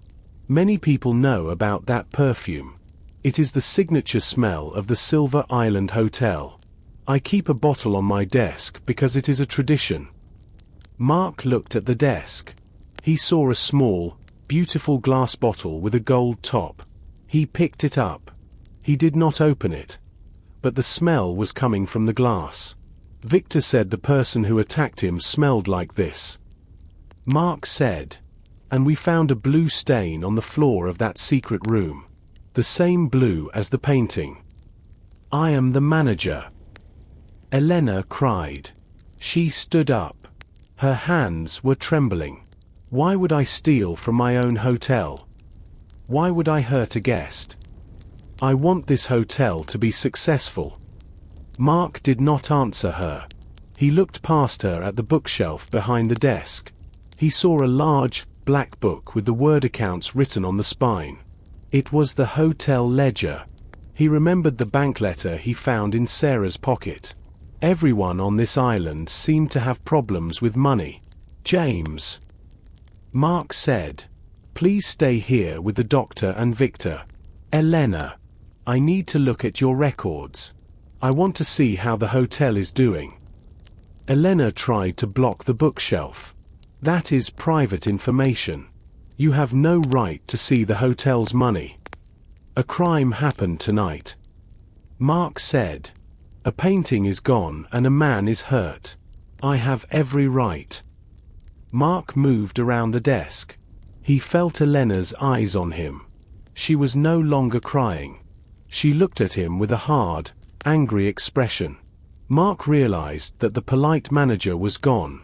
Underneath the perfume and the silk, Elena was hiding something very dark. Mark reached past Elena and pulled the heavy, black ledger from the shelf. Elena stepped back, her face a mask of cold fury. She didn't try to stop him physically, but her eyes never left his hands. Mark opened the book on the desk. The pages were filled with long columns of numbers, written in neat, elegant handwriting. At first, the record seemed normal, payments for food, laundry, and electricity. But as Mark turned the pages toward the current month, he noticed something strange. Every week, there was a large withdrawal of cash labeled simply as maintenance, special guest. The hotel only has 5 guests. Elena, Mark said, pointing at the entries. And they all arrived yesterday. Who is this special guest you have been paying for over a year? Elena remained silent. She stared at the wall behind Mark's head. This maintenance cost is huge. Mark continued, his voice rising. It is more than the cost of the food for the entire hotel. And here, in the back of the book. Mark flipped to the final pages. He saw a series of desperate notes. The hotel was not just struggling. It was completely bankrupt. The bank was planning to seize the Silver Island Hotel in 2 days. You needed that painting, James said from the doorway. You needed the insurance money, or perhaps you were going to sell the Blue Rose to pay off the hotel's debts. I didn't steal it. Elena finally snapped. She looked at Mark, her eyes bright with tears of anger. Yes, the hotel is failing. Yes, I've been desperate. But I didn't take the painting. I was protecting someone. The person in the secret room? Mark asked. The special guest. Elena took a deep breath. It's my brother, Simon. He isn't right in the head. He's been living in the walls of this hotel for years. He's tall, very tall, and he's obsessed with the history of this place. He thinks the blue rose belongs to our family. Simon. Mark whispered. The tall shadow. The heavy breathing. The smell of the old perfume that their mother must have used. He found the secret paths when we were children. Elena explained, her voice cracking. When the hotel started to fail, he became more and more unstable. He told me he would save us. I didn't know he was going to take the painting. I didn't know he would hurt Victor. Where is he now? Elena. Mark asked. If he has the painting, he's in danger. Thomas mentioned the blue liquid. If Simon tries to use it without knowing what he's doing, he could destroy the masterpiece or hurt himself. I don't know. Elena sobbed. He has places in this hotel even I can't reach. But there is one place he goes when he is afraid. The old bell tower above the kitchen. Mark looked at James. Stay here and watch the others. If Simon is as unstable as Elena says, I need to go alone. He knows the sounds of the hotel. He'll hear two people coming. Mark grabbed his flashlight and a heavy set of master keys from the desk. He didn't look back as he ran toward the kitchen. He knew the climax of the night was waiting for him at the highest point of the island. Mark reached the back of the kitchen. The air here was freezing because of the broken window he had found earlier. He moved his flashlight over the wall until he found a small iron-bound door hidden behind a rack of heavy copper pans. He tried the master keys. The third key turned with a loud, rusty click. The stairs behind the door were narrow and made of stone. They spiraled upward in a tight circle. As Mark climbed, the sound of the storm became louder. The wind was no longer a distant hum. It was a roar that shook the very stones of the tower. Water dripped from the ceiling, making the steps slippery and dangerous. Finally, Mark reached the top. He pushed open a heavy wooden hatch and stepped out into the bell tower. The room was open to the air on four sides, protected only by stone pillars. In the center hung a massive bronze bell, green with age. Under the bell, sitting on a wooden crate, was a man. He was incredibly tall and thin, with long, pale hair that blew wildly in the wind. This was Simon. In front of him, resting against the stone base of the bell, was the blue rose. Simon was holding a small brush. A bottle of the electric blue liquid, stolen from Thomas's bag, sat open beside him. He was carefully painting the liquid over the edges of the blue flower. Simon, Mark said, keeping his voice low and steady. He did not point his flashlight directly at the man's face. My name is Mark. I'm a friend of Elena's. Simon didn't look up. It's not a rose. He whispered. His voice was scratchy, like sandpaper on wood. They think it's a flower. But I know. I've seen the old papers. The rose is a shroud. It hides the heart of the island. I believe you, Simon, Mark said, taking a small step closer. The wind caught his coat, pulling him toward the edge of the tower. But that liquid is dangerous. If you use too much, you'll destroy the secret forever. Thomas told me it's very strong. Simon paused. He looked at the painting, then at Mark. His eyes were wide and filled with a strange, frantic light. The doctor wants it for the museum. Victor wants it for money. But it belongs to the stones. It belongs to the silence. Mark noticed that Simon's hands were stained with blue. He also saw the stone lion statue's twin sitting nearby. Simon had used the first one to hit Victor because Victor was going to take the painting away the next morning. Elena is worried about you, Simon, Mark said, appealing to the only thing the man might care about. She's downstairs. She's crying because she thinks she's lost her brother. She doesn't care about the painting. She cares about you. Simon's hand trembled. The brush hovered over the priceless canvas. She's losing the hotel. The bank men come with their papers and their loud voices. If I find the map, if I find the gold, the hotel stays. We can help her together. Mark promised. But you have to put the brush down. If you ruin the painting, the police will come, and Elena won't be able to protect you anymore. A massive bolt of lightning illuminated the sky, turning the world white for a second. In that flash, Mark saw Simon's face clearly. He looked exhausted, hungry, and desperately lonely. Simon looked down at the blue rose. He let out a long, shuddering breath and dropped the brush. It rolled across the stone floor, leaving a blue trail behind it. It's too heavy, Simon whispered, his shoulders sagging. The secret is too heavy. The wind roared through the open arches of the bell tower, but inside the circle of stone pillars, a heavy silence fell. Simon sat on the floor, his long legs folded like a spider's. His eyes were fixed on the brush he had just dropped. Mark moved slowly, like he was approaching a wounded animal. He reached out and picked up the blue rose. The canvas was cold and slightly damp from the mist of the storm. Mark shined his flashlight on the surface. The electric blue liquid Thomas had created was powerful. In the small area where Simon had been working, the deep blue oil paint of the rose was beginning to change. It wasn't just disappearing. It was turning transparent. Underneath the petals of the famous flower, a different color was emerging. It was a dull, metallic gold. Mark saw fine, dark lines, the curve of a coastline, the sharp peak of a mountain, and a series of tiny, handwritten numbers. The map. Mark whispered. It really is a map. It shows the old way.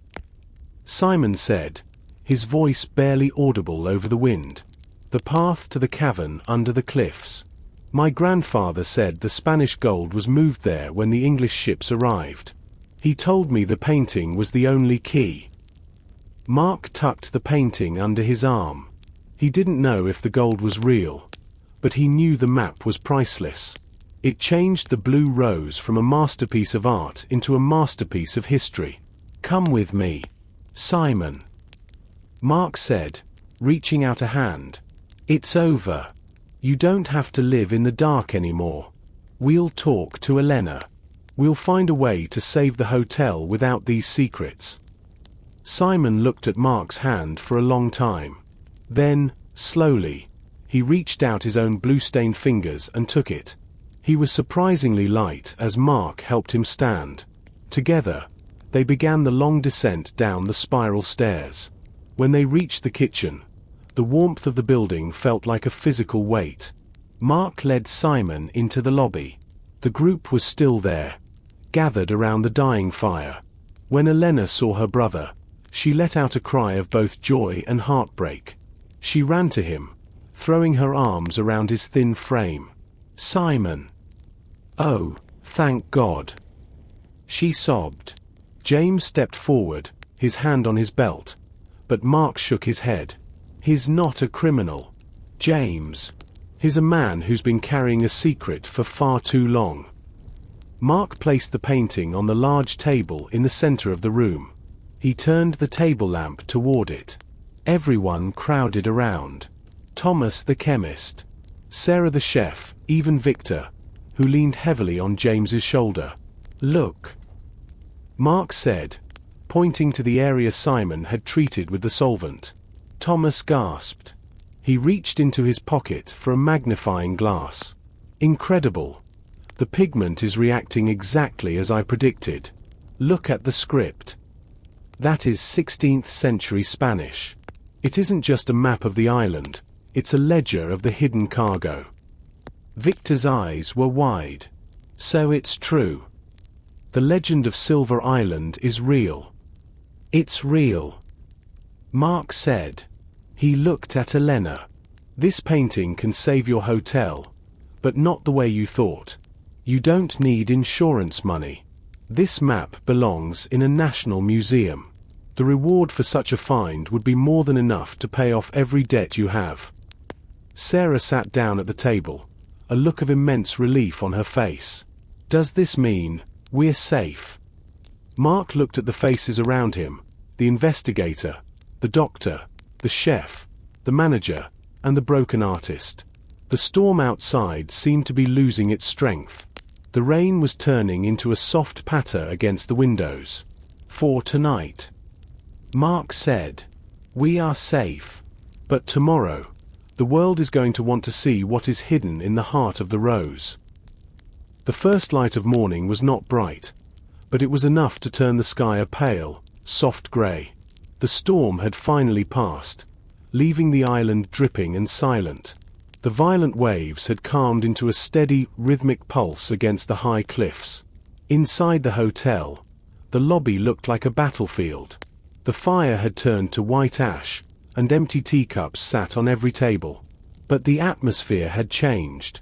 The heavy weight of suspicion and fear had lifted with the clouds. Mark stood on the front porch, breathing in the cold, salt-filled air. He heard the door open behind him. It was James. The security guard, the private investigator, looked older in the morning light. He handed Mark a steaming mug of coffee. The police boat is on its way from the mainland, James said. And the insurance company is sending a helicopter for the painting. They're bringing a climate-controlled box. Mark took a sip of the coffee. It was hot and bitter. And Victor? How is he? Thomas is with him, James replied. He's got a headache the size of the island, but he's stopped talking about suing everyone. Once he realized the Blue Rose is now the most famous historical artifact in the country, he started calculating his new net worth. Mark smiled. And Simon? Elena is with him in the kitchen. Sarah is making them a proper breakfast, James said, leaning against the porch railing. He's quiet. I think he's just glad to be out of the walls. Elena says she's going to use the reward money to turn the hotel into a historical site, a museum and a guest house. Simon will be the head gardener. They stood in silence for a moment, watching the grey sea. The Blue Rose was no longer a mystery. The thief was not a monster, but a man trying to save his home. The doctor was not a criminal, but a scholar. Even the investigator was just a man doing his job. Mark felt the small, dry white rose in his pocket. He took it out and looked at it one last time before letting the wind take it. The flower fluttered away, falling toward the dark rocks below. You're a good cop, Mark, James said, looking at him with respect. Even when you're on holiday. I think I'm ready for a real holiday now, Mark replied. Somewhere with no secret doors, no priceless paintings, and definitely no islands. The sound of a distant engine hummed over the water. A white boat appeared on the horizon, cutting through the calm grey waves. The world was coming back to Silver Island. Mark turned and walked back into the hotel. He had his bags to pack. As he passed the gallery, he saw the empty gold frame still hanging on the red wall. It wouldn't be empty for long. Soon, it would hold the map that had been hidden for 500 years. The secret of the rose, finally brought into the light. The morning sun finally climbed over the horizon, but it brought no warmth to the Silver Island Hotel. The mist clung to the damp stone walls like a cold shroud. Mark stood on the dock as the mainland police boat docked, followed closely by a sleek, black helicopter that bore no official markings. From the boat stepped a group of officers, but from the helicopter emerged a man who looked entirely out of place on a rugged island. He wore a perfectly tailored charcoal suit and carried a silver briefcase that matched the one James had mentioned earlier. He moved with a clinical precision that made Mark's internal alarm bells ring. "Mark, this is Dr. Aries Thorne," Elena said, her voice weary. She stood by the dock, her arm around a pale, quiet Simon. "The government sent him. He is the lead historian for the National Antiquities Department." Thorne didn't offer a handshake. His eyes went straight to the wrapped canvas in Mark's hands. "I understand a significant discovery has been made," Thorne said. His voice was like dry parchment. "The blue rose is no longer just a piece of art. It is a matter of national security now." Mark frowned. "National security? It's a 16th century map. Doctor, it's a piece of history, not a weapon.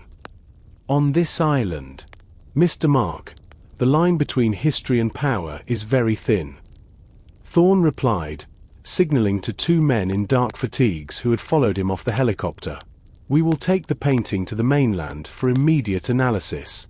I will also need to interview the person who discovered the hidden layer." Mark looked at Simon, who shrank back behind Elena. The tall man's hands were still stained with the blue chemical, and he looked terrified of the newcomers. "The painting stays here for now," Mark said firmly, stepping between Thorne and Simon. "The local police have a crime scene to process. A man was assaulted, and a masterpiece was stolen. We follow the protocol." Thorne smiled, but the expression didn't reach his eyes. "Protocol is what I say it is. The blue rose contains coordinates to a site that hasn't been touched in 500 years. My department has been tracking the legends of the Spanish Silver Fleet for decades. We won't have it handled by local detectives." James walked up behind Mark, his presence a silent wall of muscle. "The insurance company I work for also has a claim on that painting. Doctor, my orders are to ensure it doesn't leave the island until their own adjusters arrive." The tension on the dock was thick enough to feel. The local police looked confused, caught between the authority of the government official and the reality of the crime they were sent to investigate. Mark looked at the map one last time before Thorne's men could take it. He noticed a detail he hadn't seen in the dim light of the bell tower. The tiny numbers Simon had found, the coordinates, didn't lead to the cliffs. They led to the lighthouse on the far northern point of the island. "Very well," Mark said, surprisingly giving in. "Take the painting to the hotel lobby. We will wait for the insurance team there. But, Dr. Thorne, I want to be present during the first full scan." Thorne nodded curtly. As they walked up the hill, Mark leaned toward James. "Keep an eye on the helicopter pilots," he whispered. "They aren't government.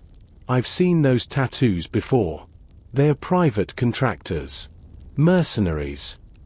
The mystery of Silver Island had just entered a much more dangerous phase.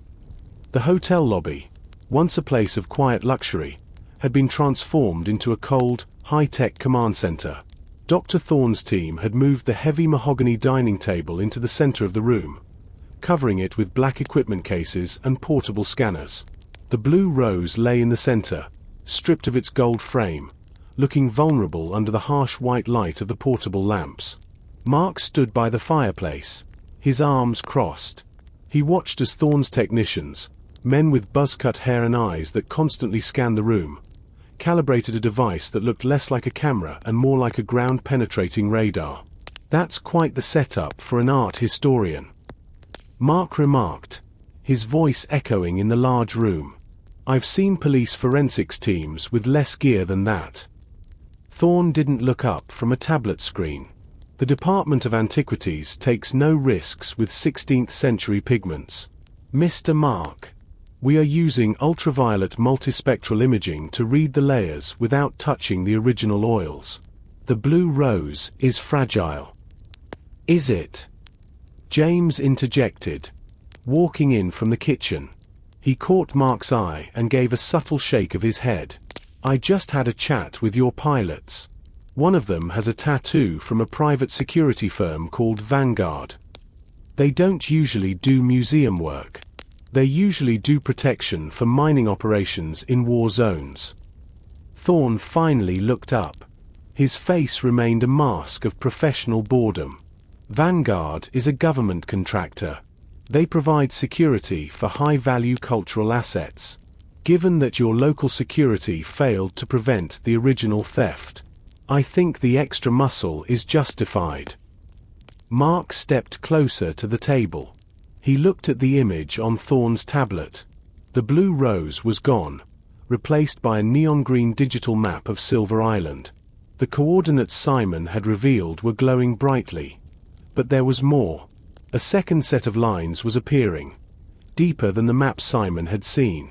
They looked like a complex network of veins branching out from the center of the island. "What are those?" Mark asked, pointing to the branching lines.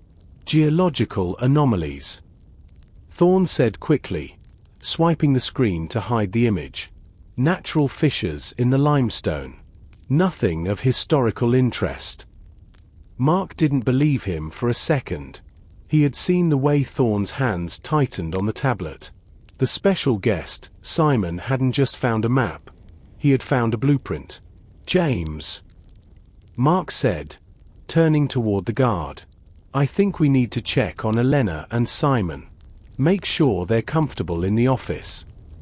As they walked down the hallway, away from the hum of the machines, James leaned in. "The helicopter isn't just for transport, Mark. I saw a winch and heavy-duty drilling equipment in the cargo hold. They aren't here to study history. They're here to dig it up. And Thorn isn't waiting for the insurance adjusters." Mark added, "He's trying to map the tunnels before anyone else arrives. If those lines are what I think they are, the gold isn't in a cavern. It's moved through the entire island. The hotel is sitting right on top of it." A sudden, sharp crack echoed from the gallery. Mark and James reached for their belts by instinct, realizing they were unarmed. They ran toward the sound, only to find the gallery door locked from the inside. From behind the wood came the sound of heavy boots and the rhythmic hammer. "They're not waiting," Mark whispered. "They're starting now." The heavy thudding of the pneumatic hammer vibrated through the floorboards, a rhythmic, violent pulse that seemed to mock the hotel's ancient dignity. Mark and James stood before the locked gallery door, their shadows stretching long across the hallway carpet. Mark tried the handle again, but it was deadlocked from the inside. "They're destroying the original stonework," James hissed, his hand resting on the doorframe as the vibrations traveled up his arm. "Thorn isn't doing an archaeological survey. He's looking for an entrance. He doesn't realize we already know how to get in." Mark replied, his voice low and urgent. "Follow me. We're going back to the library." They moved through the dining room, avoiding the main lobby where the rest of Thorn's technicians were still gathered around the painting. Mark led the way into the library, heading straight for the massive bookshelf with the silver-spined book. He pushed the book firmly into the shelf, and with a familiar, groaning vibration, the secret door swung open. Inside the hidden hallway, the noise of the hammer was much louder. The stone walls acted like a megaphone, amplifying the sound until it felt like it was inside their skulls. As they moved toward the fork in the path that led to the gallery's hidden panel, the air grew thick with dust. Not the ancient dust of the tunnels, but the sharp, white dust of freshly pulverized limestone. Mark reached the small wooden panel that looked into the gallery. He didn't open it. Instead, he put his eye to the narrow crack. The scene inside the gallery was a nightmare for any historian. Two men in tactical vests were hunched over a section of the floor near the center of the room. They had moved the red carpet aside, revealing the intricate mosaic of a compass rose that had been there for centuries. Now, a large hole had been bored directly through the center of the compass. Dr. Thorn stood over them, holding his tablet. On the screen, the neon green veins they had seen earlier were now pulsing in real time. "Keep going," Thorn commanded, his voice barely audible over the drill. The sonar shows a hollow chamber exactly 4 meters below the foundation. It's not a natural fissure. It's a reinforced vault. Sir, the stone here is unusually hard. One of the men shouted back. It's like it's been treated with something. It's volcanic glass mixed with lime. Thorne replied, his eyes gleaming with a feverish intensity. The Spanish knew how to build a tomb that would last. Just break through. Once the air seal is gone, the stone will become brittle. Mark pulled back from the panel, his face grim. They're going into the vault. If that Silver Fleet gold is down there, Thorne is going to have it on that helicopter before the sun sets. We can't take them. James whispered, looking at the tactical gear the men were wearing. They're armed, and we're not. We need a way to stop that drill. Mark looked around the dark, narrow passage. His flashlight caught a series of rusted iron pipes running along the ceiling of the secret hallway. They were old, perhaps part of an early plumbing system or, more likely, a way to move water from the roof to the basement. James, look at these pipes. Mark said, a plan forming in his mind. These aren't for water. Look at the pressure gauges. They're connected to the hotel's old steam heating system. If we can find the main valve in the basement, we might be able to vent enough pressure into the gallery floor to force them to stop. Steam. James looked skeptical. You want to blow them out of the room. Not blow them up. Mark corrected. Just create enough of a distraction to get Elena and Simon to safety, and maybe buy enough time for your insurance people to actually arrive. Suddenly, the drilling stopped. A hollow, metallic sound echoed through the walls. We're through. One of the mercenaries yelled from the gallery. It's a drop-off. Doctor, I can see a ladder. Mark's heart sank. They were out of time. Mark and James didn't waste another second. They retreated from the secret panel and hurried back down the narrow hallway, their boots thumping softly on the stone. They bypassed the library and headed for the narrow, damp staircase that led deep into the hotel's basement. The basement was a labyrinth of shadows and cold, salt-crusted stone. The smell of oil and old iron grew stronger as they approached the mechanical heart of the building. In the far corner sat the boiler, a massive, Victorian-era beast made of riveted steel and brass pipes. It looked like a hibernating monster, its gauges glowing faintly in the dim light of Mark's flashlight. Here it is. Mark whispered, tracing the lines of the pipes. This system was installed in the early 1900s. If it's still connected to the original gallery floor, the steam lines should run directly beneath the mosaic. How do we know which valve is which? James asked, wiping sweat from his forehead. The heat near the boiler was intense. If we turn the wrong one, we might just blow the kitchen sink. Mark studied the faded brass plates attached to the manifold. Zone A, dining hall. Zone B, reception. Zone C, grand salon. Zone C. Mark said, grabbing a heavy iron wheel. This is the one. But we can't just open it. We need to build up the pressure first. I can help with that. A voice said from the shadows. Mark and James spun around. Standing by the coal bin was Sarah, the chef. She wasn't wearing her white apron anymore. She had changed into a heavy work jacket, and her face was smudged with grease. In her hand, she held a large pipe wrench. Sarah. Mark gasped. What are you doing down here? My father was the engineer for this hotel for 30 years. She said, her voice steadier than it had been all night. He taught me every pipe and wire in this place. I heard the drilling from the kitchen. I knew they were going into the vault. Can you build the pressure without exploding the whole basement? James asked. If you hold the safety bypass. I can. Sarah replied, moving toward the boiler with practiced ease. But listen to me. That vault isn't just a room. It was built as a pneumatic trap. If Thorn's men go down there and the pressure shifts above them, the entrance will seal shut. They won't just be trapped, they'll be crushed. Mark felt a cold shiver that had nothing to do with the damp basement. Then we're not just stopping them. We might be saving them, whether they like it or not. Get ready, Sarah commanded, her hand on the main steam lever. When I say now, turn that wheel as hard as you can. We're going to give Dr. Thorne a very loud wake-up call. Above them, the sound of the pneumatic hammer had stopped. The silence from the gallery was even more terrifying than the noise. The mercenaries were officially inside the vault. Now! Sarah yelled. Mark and James threw their weight against the iron wheel. With a deafening shriek of protesting metal, the steam began to hiss through the pipes, racing upward toward the gallery floor. The sound was a physical blow.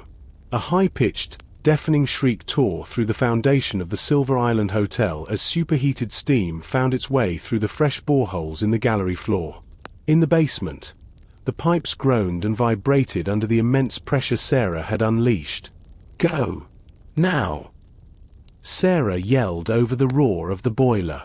The pressure won't hold the safety valves for long. You have maybe 3 minutes before the pipes burst down here. Mark and James didn't need to be told twice.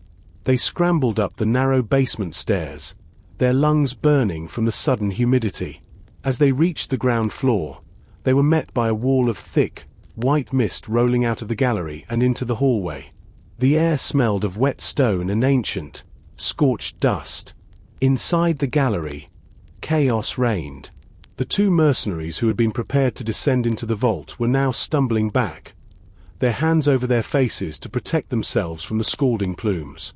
The steam was jetting out of the floor like a row of angry geysers, turning the room into a blinding white void. My eyes! I can't see! One of the men screamed, crashing into a display case.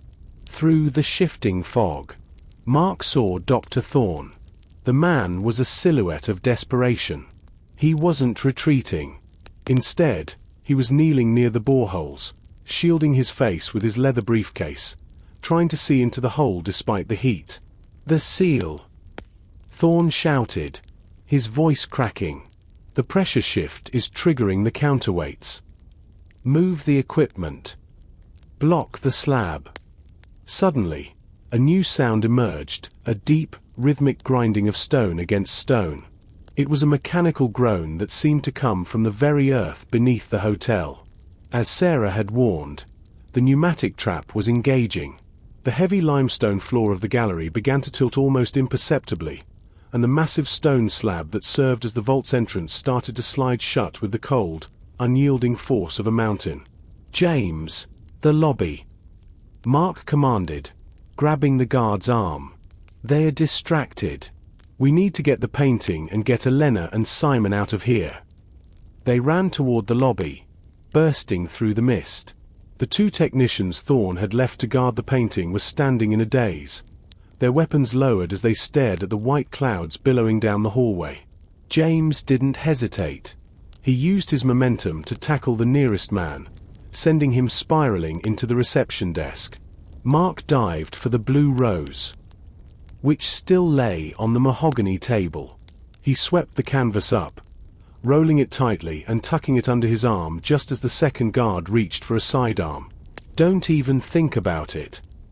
A sharp voice echoed from the stairs. It was Elena. She stood halfway down the staircase, holding an old, heavy flare gun she must have taken from the hotel's emergency kit.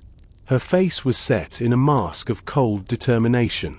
Behind her, Simon gripped the railing, his eyes wide but focused.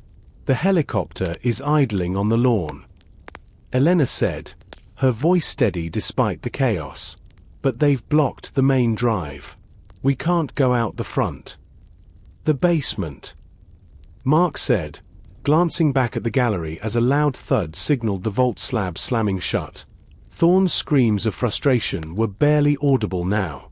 The service tunnel that leads to the dock. It's the only way. What about Thorn? James asked, standing over the groaning guard. He's trapped in a room full of steam and a locked vault. Mark said grimly, he's not going anywhere, but his men outside will be coming soon. Move. As they turned to flee, a shadow blocked the light from the front door. The lead pilot, a man twice the size of James, stood there with a combat shotgun leveled at Mark's chest. Put the rose down. The pilot growled, or the manager gets a new hole in her lobby. The air in the lobby was thick, not just with the lingering white steam from the gallery, but with a paralyzing tension. Miller, the lead pilot, stood like a statue in the doorway. The combat shotgun in his hands looked like a natural extension of his arms. He didn't sweat, and he didn't blink. He was a man paid to be a wall, and right now, he was the only thing standing between the group and the basement stairs. You're making a mistake, Miller, Mark said, his voice low and calculating. He clutched the rolled-up blue rose against his side. Thorn is finished. The vault is sealed, and the authorities are already on their way. If you pull that trigger, you go from being a contractor to a murderer on a recorded crime scene. Miller's finger tightened almost imperceptibly on the trigger guard. I don't get paid to worry about protocol, detective. I get paid to deliver the asset. Hand over the canvas, and the lady doesn't have to see how messy this gets. Elena's hands were shaking, but her aim with the flare gun remained centered on Miller's chest. The orange plastic of the emergency weapon looked toy-like compared to the matte black shotgun. But at this range, it was a fireball waiting to happen. I've lived on this island my whole life. Elena whispered. I've watched the sea tear ships apart. You think I'm afraid of a man with a gun? Enough! James yelled, but the word was a signal, not a command. In that split second, James kicked a heavy brass floor lamp toward Miller's feet. At the same moment, Elena pulled the trigger. There was a deafening sound as the flare ignited.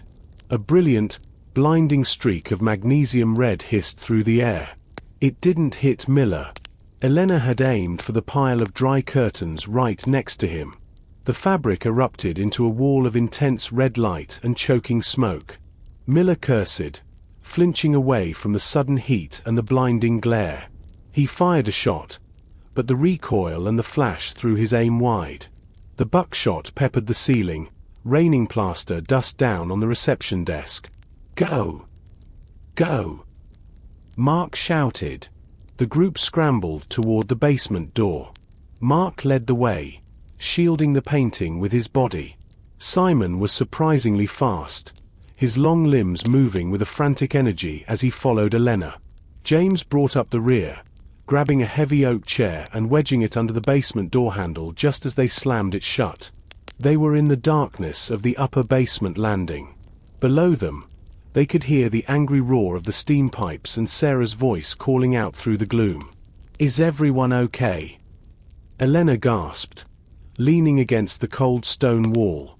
Her face was illuminated by the dying red glow of the flare visible through the gap under the door. We're alive, Mark said, checking the painting. It was untouched. But Miller isn't going to stay blinded for long. He'll find another way down, or he'll just shoot through the floorboards. He won't have to. Simon whispered, pointing into the darkness below. Look. At the bottom of the stairs, a different light was flickering. It wasn't the red of the flare or the white of the steam. It was a soft, pulsating blue light coming from the very bottom of the hotel, where the foundation met the island's bedrock. The vault didn't just seal. Mark realized, his eyes narrowing. The pressure shift. It opened something else. The group descended the final set of stairs, leaving the frantic sounds of Miller's shotgun and the hissing steam behind.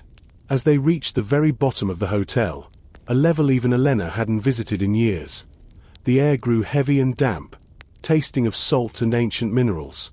The The blue light Simon had spotted was pulsing from a narrow fissure in the bedrock, a crack that had likely been forced open by the massive pressure shift in the pneumatic vault above. It wasn't the harsh blue of an lead or the electric blue of the stolen solvent. This was a soft, organic glow that seemed to breathe. Mark knelt by the fissure, his flashlight beam looking dull and yellow against the vibrant azure light. "It's not electrical," Mark whispered. "Simon, what is this?" Simon approached the crack with a look of reverence, his long fingers trembling. "The heart of the island," he murmured. "My grandfather called it the sea soul. It's a rare form of bioluminescent fluorite. The Spanish didn't just find gold here, they found the source of the pigment."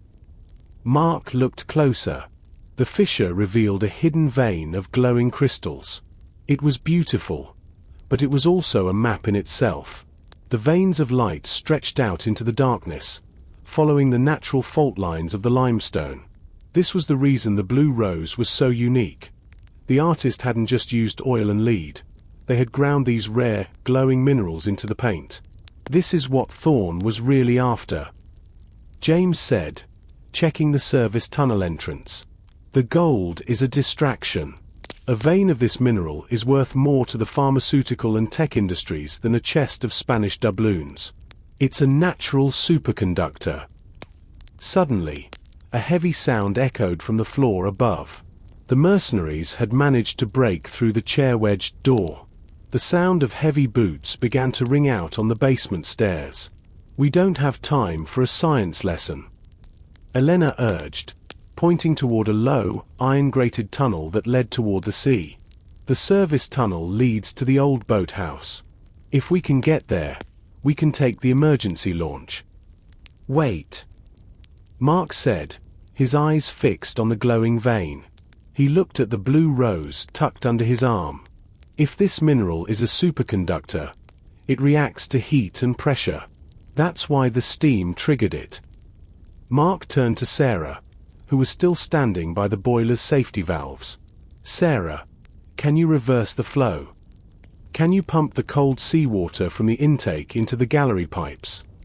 Sarah's eyes widened as she caught his drift. "If I hit those superheated pipes with freezing seawater, the thermal shock will shatter the limestone floor in the gallery. It'll drop the entire room into the vault. And Thorne with it," James added. "But it might bring the whole east wing of the hotel down." "It's the only way to stop Miller," Mark said. "He's on the stairs right now. If we don't drop that floor, he'll be on us in seconds." Elena looked at her brother, then at the hotel she had spent her life trying to save. She saw the cracks in the ceiling and the blue glow from the earth. She realized the hotel was a shell. The real treasure was beneath them. "Do it," Elena said firmly. "Save the people. The stones can be replaced." Sarah grabbed a massive iron lever. "Everyone get into the service tunnel. Close the pressure door behind you." As the group scrambled into the narrow, salt-crusted tunnel, Mark looked back one last time. He saw Sarah heave the lever. A terrifying sound, a mixture of a scream and a roar, erupted as the cold sea surged into the red-hot pipes. The sound was not a bang, but a deep, sickening groan of the earth itself. As the freezing seawater collided with the superheated iron pipes and the scorched limestone above, a massive thermal shockwave rippled through the gallery's foundation. In the narrow service tunnel, Mark felt the vibration through his teeth. Dust rained down from the ceiling as the hotel fought a losing battle against physics. "Close the hatch," James roared, pulling the heavy iron door shut just as a gout of steam and pulverized stone dust billowed through the basement. The door slammed with a resonant sound, and Mark threw the deadbolt. For a heartbeat, there was a terrifying silence. Then, the ceiling above the gallery gave way. The sound of thousands of tons of masonry and priceless art collapsing into the hollow vault was muffled by the thick stone walls of the tunnel. But the air pressure change was enough to make everyone's ears pop painfully. "Sarah!" Elena screamed. her voice cracking as she clawed at the iron door. "We can't leave her. She's already gone the other way," Mark said, grabbing Elena's shoulders to steady her. "She told me there's an auxiliary vent in the coal room. She's smarter than all of us. Elena. She knows this building better than the people who built it. We have to keep moving." The tunnel was cramped and slick with green algae. The only light came from Mark's flashlight and the faint, ghostly blue shimmer reflecting off the wet walls, a remnant of the bioluminescent vein that ran parallel to the passage. They moved in a frantic line. Mark in the lead, then Simon and Elena, with James bringing up the rear, his eyes constantly darting back toward the door they had just sealed. As they moved deeper into the tunnel, the smell changed. The sulfur and steam were replaced by the sharp, bracing scent of the open Atlantic. The sound of the waves, which had been a distant thrum, grew into a thunderous roar. "We're close," Mark panted. "The boathouse should be just ahead." They reached a wooden platform that hung over a dark, churning pool of seawater. This was the internal dock of the Silver Island Hotel, built during the Prohibition era for discreet deliveries. A small, sturdy emergency launch, a wooden motorboat with a weathered hull, was tied to a rusted iron ring. "Where is the key?" James asked, jumping into the boat and checking the ignition. "There is no key," Simon said, stepping forward. He reached under the dashboard and pulled out a pair of wires. "My father, he didn't trust keys. He taught me how to wake the engine another way."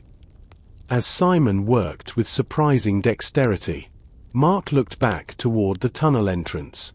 A flickering light appeared. It wasn't the blue of the minerals. It was the beam of a tactical flashlight. "They are through," Mark whispered. "Miller must have found a way around the collapse." "Get in." "Everyone in," James commanded. Simon twisted the wires together. The old engine coughed, spat a cloud of blue smoke, and then roared into life, the sound echoing off the cavern walls like a trapped beast. "Wait," Elena cried, pointing toward the stairs leading down from the kitchen. A figure emerged from the shadows, stumbling and soot-covered. It was Sarah. She was clutching her side, but she was grinning through the grime. She leaped onto the boat just as James untied the rope. "The gallery is gone," she gasped, collapsing onto a bench. "And Thorne's equipment with it. But Miller's coming through the vent." Mark looked at the narrow opening of the sea cave. The waves were high, crashing against the stone teeth of the island. "Hold on," he shouted over the engine's roar. "It's going to be a rough exit." The boat surged forward, heading straight into the dark, white-capped throat of the Atlantic. The emergency launch hit the open Atlantic with a bone-jarring impact. The transition from the sheltered, echoing silence of the sea cave to the raw, screaming fury of the ocean was instantaneous. A wall of freezing salt spray washed over the group, soaking them to the bone within seconds. Mark gripped the side of the boat, his knuckles white, while Simon fought the steering wheel to keep the bow pointed into the oncoming waves. "If we turn broadside, we're finished," Simon yelled, his voice barely audible over the wind. The timid man from the library was gone, replaced by someone who knew the temper of these waters. Behind them, the Silver Island Hotel looked like a wounded beast. Smoke and steam still billowed from the collapsed gallery wing, and the red glow of the fire Elena had started flickered in the windows. But the real threat was in the air. The heavy, rhythmic sound of the helicopter's blades cut through the sound of the storm. "They're airborne," James shouted, pointing back at the hotel lawn. The black helicopter had risen like a predatory insect, its searchlight cutting a violent white path through the grey morning mist. The light swept across the churning water, missing them by mere meters. Mark knew they couldn't outrun a helicopter in a wooden launch that was older than he was. They needed a place where the helicopter's height and speed were a disadvantage. "The northern cliffs," Mark yelled to Simon. The coordinates on the map, the North Point Lighthouse. There are sea stacks and narrow channels there. If we get close to the rocks, they can't hover over us without hitting the cliff face." Simon nodded, his face a mask of spray and determination. He banked the boat to the left, heading toward the jagged, black silhouettes of the northern point. As they surged forward, the water around the boat began to change. It wasn't just white foam anymore.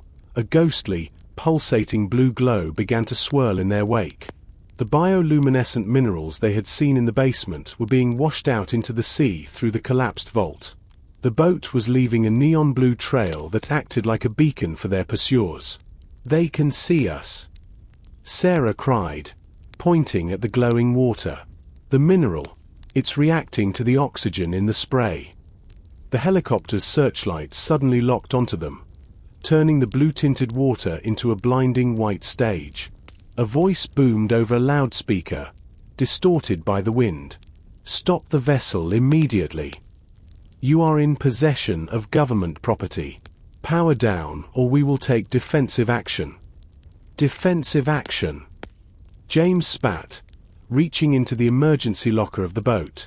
He pulled out a heavy, rust-covered flare gun, the twin to the one Elena had used.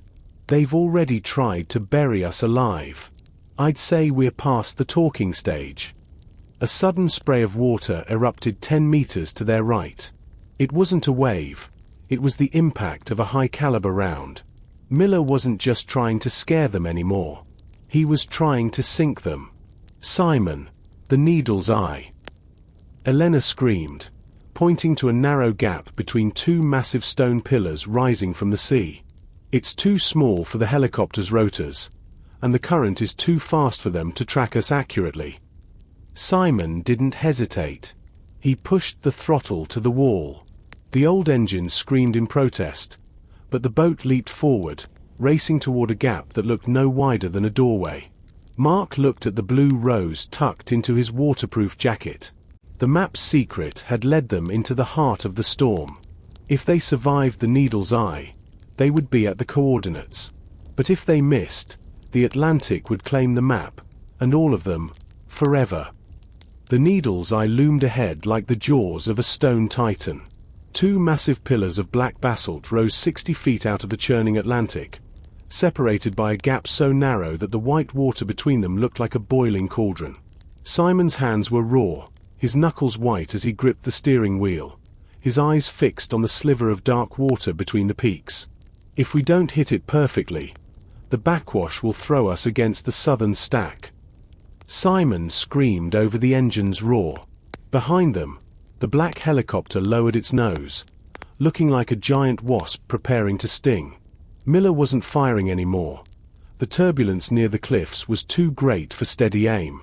Instead, he was using the downwash of the rotors to whip the sea into a frenzy, trying to swamp the small launch before it could reach the safety of the rocks. The searchlight was a blinding physical weight. Mark squinted against the glare, clutching the rolled blue rose to his chest. He could see the bioluminescent blue trail they were leaving, a neon signature of their path. The minerals in the water were reacting to the thrashing of the helicopter's blades, turning the ocean into a glowing, electric nightmare. "He's going to pin us against the rocks," James yelled, standing up in the swaying boat. He gripped the flare gun, aiming it upward not at the helicopter itself, but at the searchlight lens. "Simon, give me a steady 3 seconds." Simon gritted his teeth and held the course. The boat surged onto the crest of a massive swell. For a moment, they were suspended in mid-air, looking down into the throat of the needle's eye. James fired the flare. The red projectile struck the helicopter's searchlight housing and exploded in a cascade of magnesium sparks. The blinding white light vanished, replaced by a confused, flickering red glow and a plume of thick smoke. Miller swerved, the helicopter's tail rotor narrowly missing the cliff face as he fought to regain visibility. "Now!" Mark shouted. The launch slid down the back of the wave and shot into the gap. The sound changed instantly. The roar of the open wind was replaced by the booming echo of the waves hitting the basalt walls. It was like entering a cathedral of stone. The walls were so close Mark could have reached out and touched the wet, mossy rock. The helicopter tried to follow, but the narrowness of the channel was too much. The pilot had to pull up sharply, the rotors screaming as they fought the downdrafts created by the cliffs. The black shape of the aircraft vanished above the rim of the rocks, leaving the group in the blue-tinted darkness of the channel. "We're through," Elena gasped, slumped on the floorboards, her face pale. "We're not safe yet," Mark said, looking ahead. As they exited the Needle's Eye, the North Point lighthouse came into view. It was a lonely, white tower perched on the edge of a jagged peninsula. But it wasn't dark. A powerful, blue-tinted light was pulsing from the lantern room, a light that matched the blue rose and the veins in the basement. The coordinates on the map hadn't just led them to the lighthouse. They had led them to a signal. The boat bumped against the rusted iron ladder of the North Point landing. The lighthouse stood above them, a white finger of stone defiant against the grey morning. Its light wasn't the sweeping golden beam of a standard maritime guide. It was a rhythmic, sapphire pulse that seemed to vibrate in the very marrow of Mark's bones. The light, it's calling to the mineral in the water, Simon whispered as he tied the boat to the landing. He looked up at the tower with a mixture of terror and longing. The lighthouse isn't just a warning for ships. It's a focal point. Mark climbed onto the slippery stone dock, the blue rose still tucked tightly under his arm. The salt spray stung his eyes, but he kept his gaze fixed on the lantern room. "Elena, you said this lighthouse has been automated for decades. Who is running that lamp?" "No one," Elena panted, her voice trembling as she followed him up the steep, winding path. "It's supposed to be a standard electric lead. This is something else entirely." They reached the heavy oak door at the base of the tower. It was reinforced with iron bands, similar to the secret doors in the hotel, but there was no keyhole. Instead, there was a circular indentation in the wood, roughly the size of a dinner plate. Mark looked down at the blue rose. He unrolled the canvas slightly. In the center of the painted flower, where the secret map had revealed the golden coastline, there was a specific symbol, a stylized sun with 6 jagged rays. He looked back at the door. The indentation matched the symbol perfectly. "It's not a key," Mark realized. "It's a weight, or a sensor." Suddenly, the air above them screamed. The black helicopter, its searchlight now a shattered red eye, crested the cliff. Miller had found a way around the Needle's Eye and was hovering directly over the peninsula. The downdraft from the rotors nearly knocked Sarah and James off the path. "Open it, Mark. Now!" James yelled, drawing a heavy iron bar he'd taken from the boat's emergency kit. Mark didn't have the key, but he had the painting. He realized that the pigment itself, the sea soul mineral, was the key. He pressed the blue-stained center of the canvas against the door's indentation. For a heartbeat, nothing happened. Then, the blue light from the lantern room above surged, traveling down the stone walls in a visible wave. The door didn't swing open. It sank into the floor with a heavy, pneumatic sigh. "Inside. Move," Mark commanded. They scrambled into the base of the tower just as a spray of bullets from Miller's shotgun peppered the stone where they had been standing. The door groaned back into place, sealing them in a sudden, pulsing silence. The interior of the lighthouse was unlike any Mark had ever seen. There were no stairs. Instead, the center of the tower was a hollow shaft filled with a swirling, luminous blue vapor. Floating in the center of the shaft was a series of glass-like platforms, suspended by nothing but the force of the blue light. "It's a resonance chamber," Sarah whispered, her eyes wide. "The whole tower is a giant conductor." From the shadows above, a voice drifted down, a voice that sounded like shifting gravel. "You've come far, detective, but you've brought the wolves with you." The blue vapor swirled like a living thing, casting long, dancing shadows against the lighthouse walls. From the upper rim of the shaft, a man descended. He didn't use stairs. He stepped onto the floating glass platforms with a rhythmic grace that suggested he had done it thousands of times. He was old, his skin as weathered as a piece of driftwood, and he wore a heavy coat made of sealskin. "Grandfather." Elena's voice was a mere breath, a sound of utter disbelief. The old man stepped off the last platform and onto the stone floor. He looked at Elena, his eyes, a piercing, sapphire blue, softening for a fleeting moment. "I told you to stay away from the North Point. Elena, the secrets of the family are not meant for the living."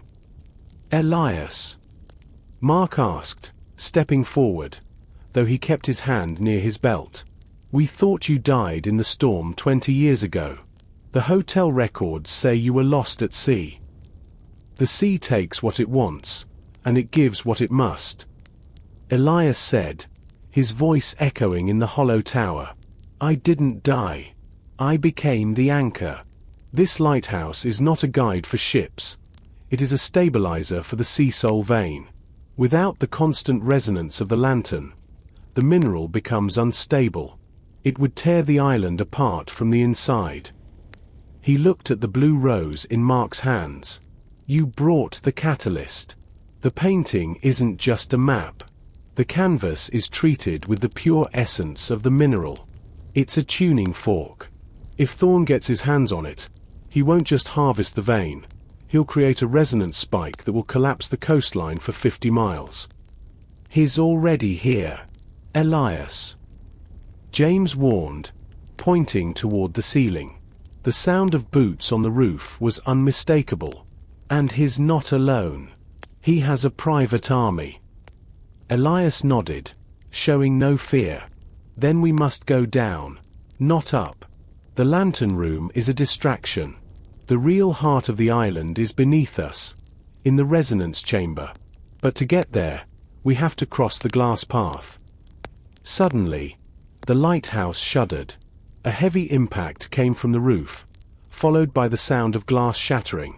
Thorn's men were rappelling down from the helicopter, breaking into the lantern room at the very top of the tower. "They're inside," Sarah cried, looking up into the blue mist. "They are in the light," Elias said grimly. "But we are the shadows. Follow me, and do not look down. The platforms react to your heartbeat. If you panic, the resonance breaks, and the glass will vanish." Mark looked at the floating glass discs. They were translucent, glowing with the same blue light as the sea soul. He took a deep breath, trying to steady his pulse. He looked at the painting, then at Elena and Simon. "We go together," Mark said. "James, cover the rear. If they start shooting down the shaft, we're sitting ducks." As they stepped onto the first floating platform, Mark felt a strange sensation, a low hum that vibrated through the soles of his boots. The glass felt solid, yet it shivered like a living heart. Above them, the first tactical flashlight beam cut through the blue vapor. The hunt was no longer in the hotel. It was in the very bones of the island. The air in the lighthouse shaft was alive, a swirling vortex of sapphire mist that felt thick against the skin. Mark stepped onto the second floating glass disc. It shivered beneath his weight, humming a low, vibrating note that resonated in his chest. Behind him, Elena and Simon moved with practiced care, their faces illuminated by the ghostly blue glow. Elias led them downward, his movements effortless, as if he were walking on solid ground rather than light. "Keep your breathing steady," Elias warned, his voice rising from below. "The platforms are anchored to the acoustic frequency of your heart. If you panic, the resonance shifts, and the path will dissolve." Suddenly, the silence was shattered by a burst of gunfire from above. The tactical team had reached the upper rim. Bright yellow tracers cut through the blue mist, hitting the stone walls and sending showers of sparks flying. One bullet grazed the edge of the glass platform James was standing on.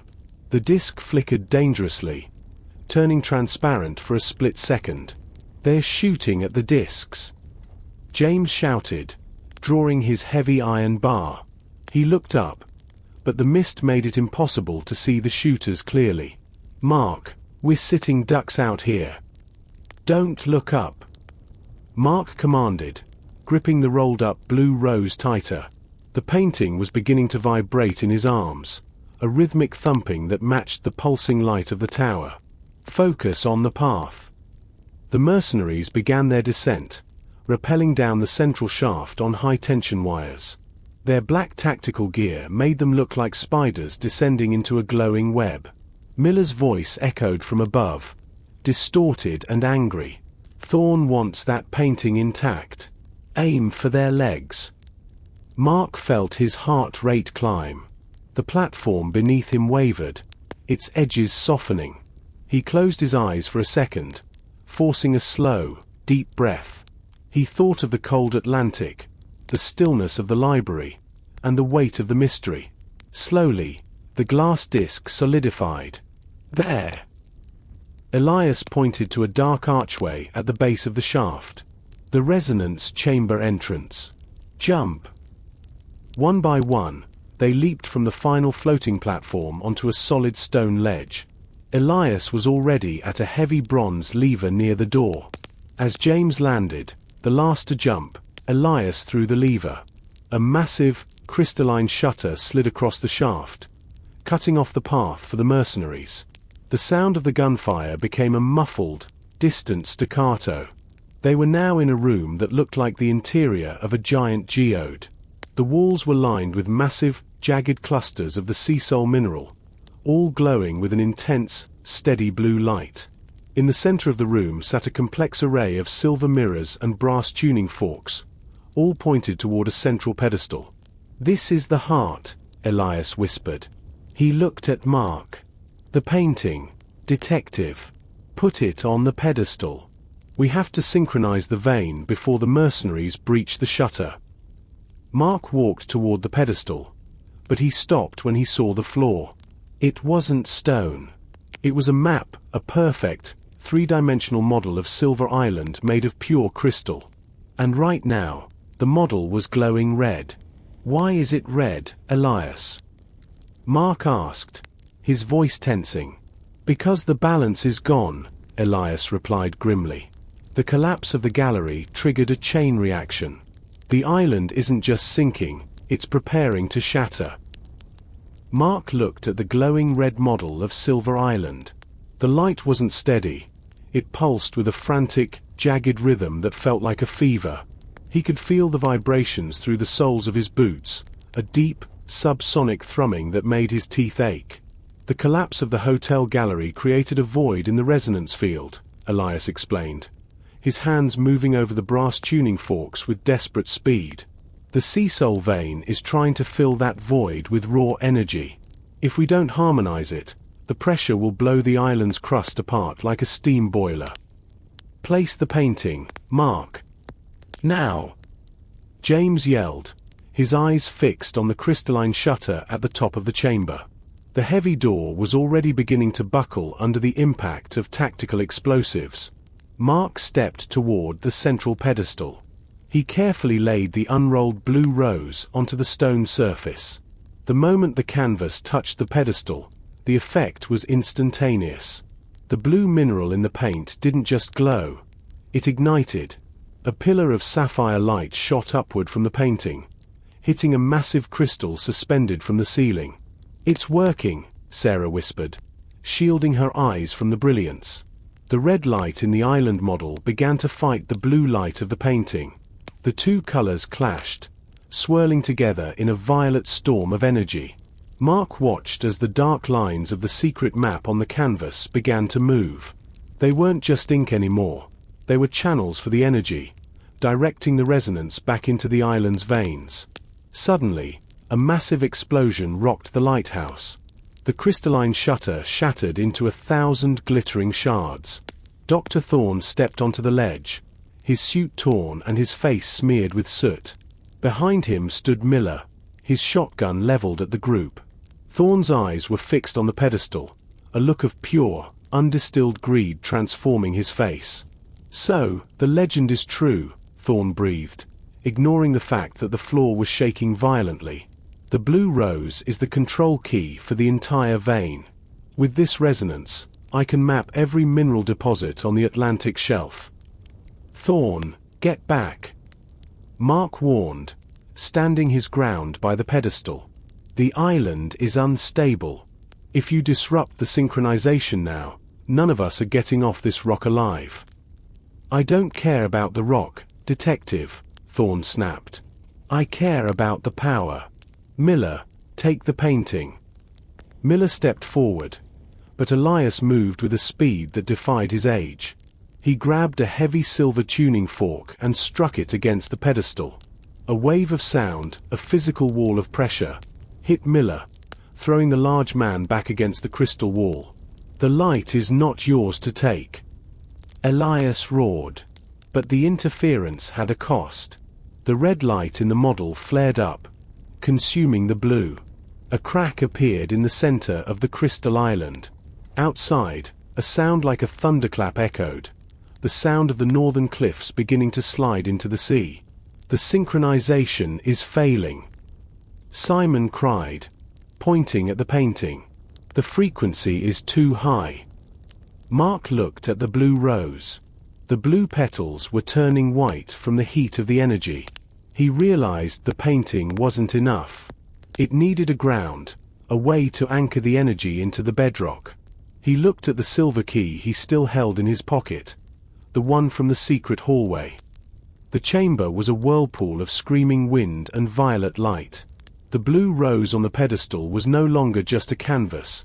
It was a white-hot furnace of energy. Mark felt the heat radiating off it, singing his eyebrows. The red glow in the crystal model of the island was spreading, threatening to shatter the glass map into a million pieces. It's a feedback loop, Sarah yelled, her voice barely audible over the high-pitched whine of the resonance. The energy has nowhere to go.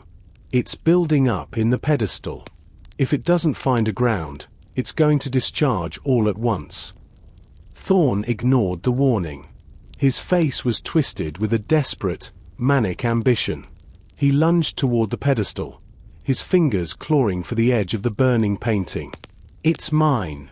The coordinates to the entire shelf are in that resonance pattern. Thorn, don't! Mark shouted, throwing his shoulder into the doctor to knock him aside.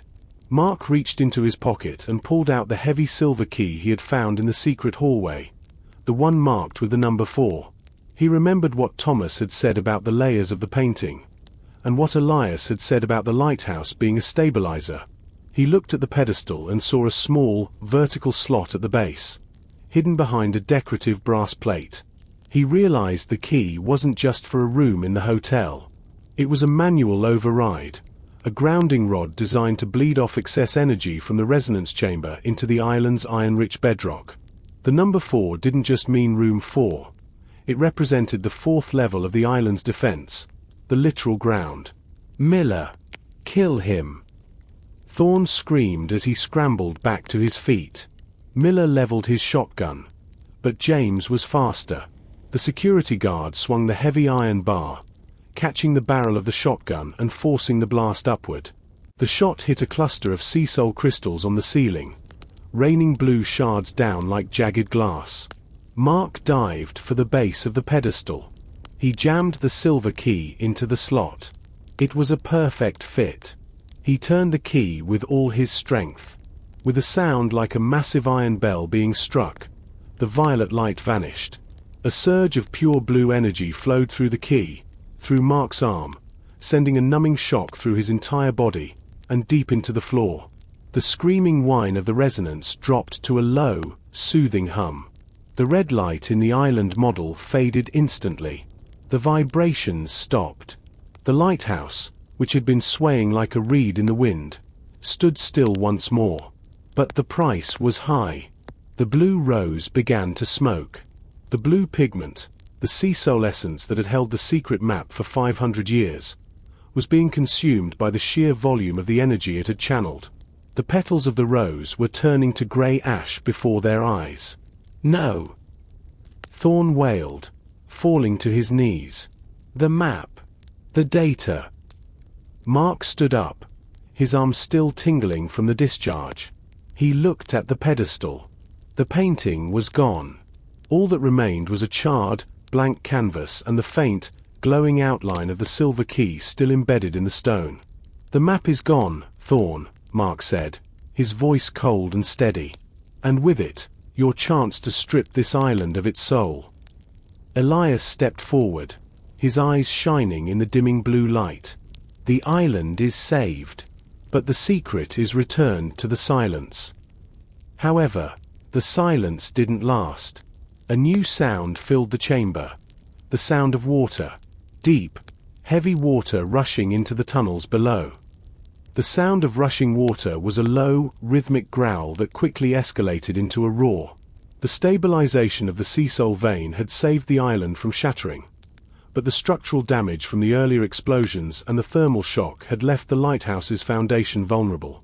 The sea, cold and relentless, was forcing its way through the new fissures in the resonance chamber. "The pressure door!" Sarah shouted, pointing toward the heavy bronze hatch they had entered through. A thin, high-pressure jet of seawater was already spraying through the seal, cutting across the room like a liquid knife. Mark grabbed Elena and Simon, pulling them toward the center of the room. "Elias, how do we get out?" "The shaft is sealed by the crystalline shutter." Elias looked at the rising water, his expression calm but grim. The shutter was designed to protect the chamber from the surface, not from the deep. As the water fills this room, the pressure will eventually force the shutter upward, but will drown long before that happens. Thorn was still on his knees, staring at the ash on the pedestal. He seemed broken, his mind unable to process the loss of the data. Miller, however, was still a soldier. He looked at the spraying water and then at the ceiling. "The repelling lines," Miller barked, his voice cutting through the panic. "The lines we used to descend. They're still hanging from the upper rim. If we can reach the shutter, we can use the manual release from this side." "And how do we reach the ceiling?"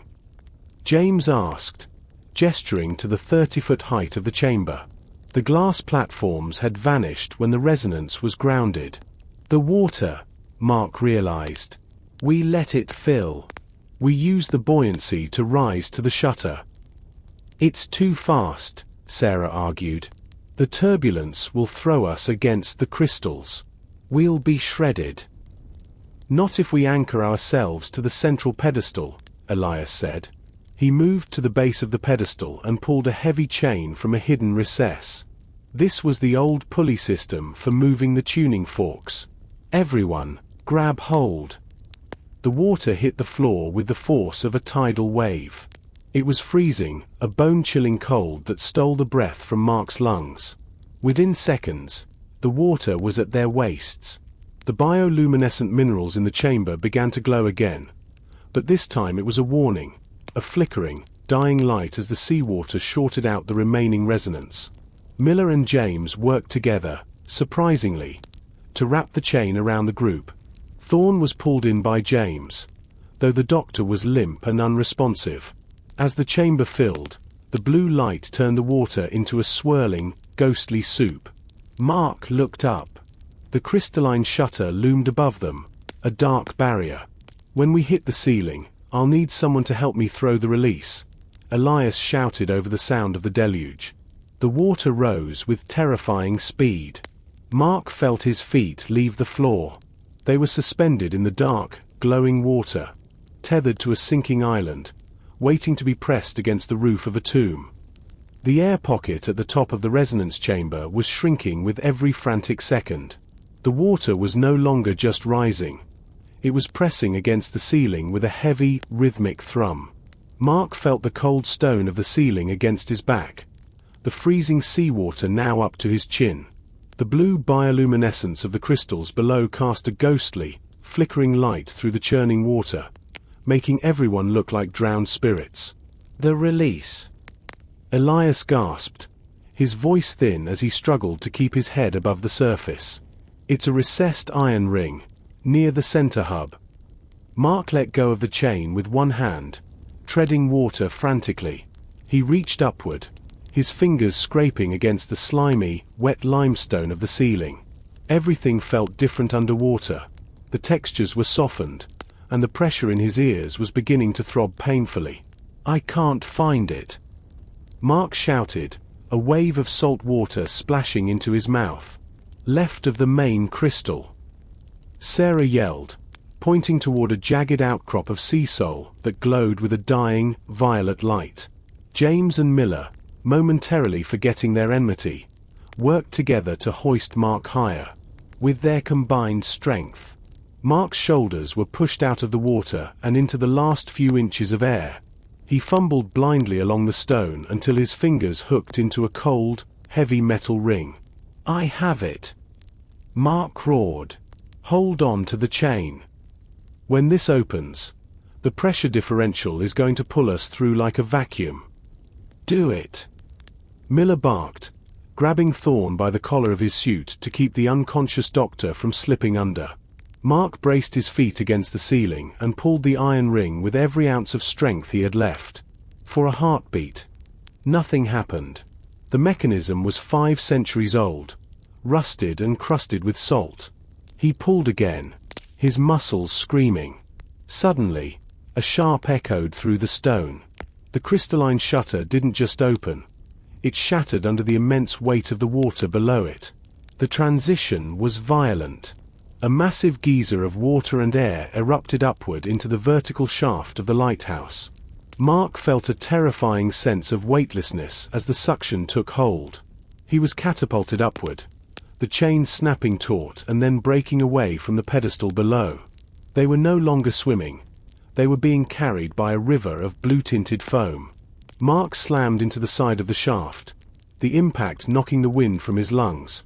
But the upward force was too strong to resist. He saw the black tactical ropes Miller's men had left behind whipping in the turbulent water. "Grab the ropes," Mark screamed as they broke the surface of the water inside the main shaft. The water level in the shaft was rising rapidly, but the volume of the space was much larger, slowing the ascent. James lunged out, catching a rappelling line and wrapping it around his arm. He reached out with his other hand, catching Elena just as she was swept past him. Mark grabbed another line, his hands burning from the friction as the rope slid through his wet palms until he found a knot. They hung there, suspended in the middle of the lighthouse shaft, drenched and shivering. Below them, the resonance chamber was completely submerged, the blue glow now a deep, dark sapphire under the weight of the sea. "Is everyone alive?" Elena coughed, clinging to James. Mark looked around. Sarah was holding onto a metal bracket on the wall. Simon was gripped tightly by Elias. Even Miller had managed to snag a line, still holding a sputtering, gasping Dr. Thorne. "We're alive," Mark panted, looking up. The top of the lighthouse was still 50 feet above them, and the sounds of the storm were still screaming through the broken lantern room. "But the water is still coming. We need to climb." The blue rose was gone, dissolved into ashen sea foam, but as Mark looked at his hands, they were stained with a faint, iridescent blue that wouldn't wash away. The secret wasn't on a canvas anymore. It was in them. The climb was a grueling test of raw survival. The rappelling lines, slick with seawater and oil, burned through palms and strained shoulders already pushed to the limit. Below them, the water continued to rise, though the roar had softened into a steady, rhythmic gulping as it filled the vast hollows of the island's foundation. The blue bioluminescence was fading, replaced by the harsh, flickering grey of the morning light filtering down from the shattered lantern room far above. "Don't look down," Mark grunted, his boots scraping for purchase against the wet stone walls. He was directly above Elena, helping to guide her feet onto the narrow ledges that occasionally broke the smoothness of the shaft. James led the way, his military training showing in the rhythmic, efficient way he ascended.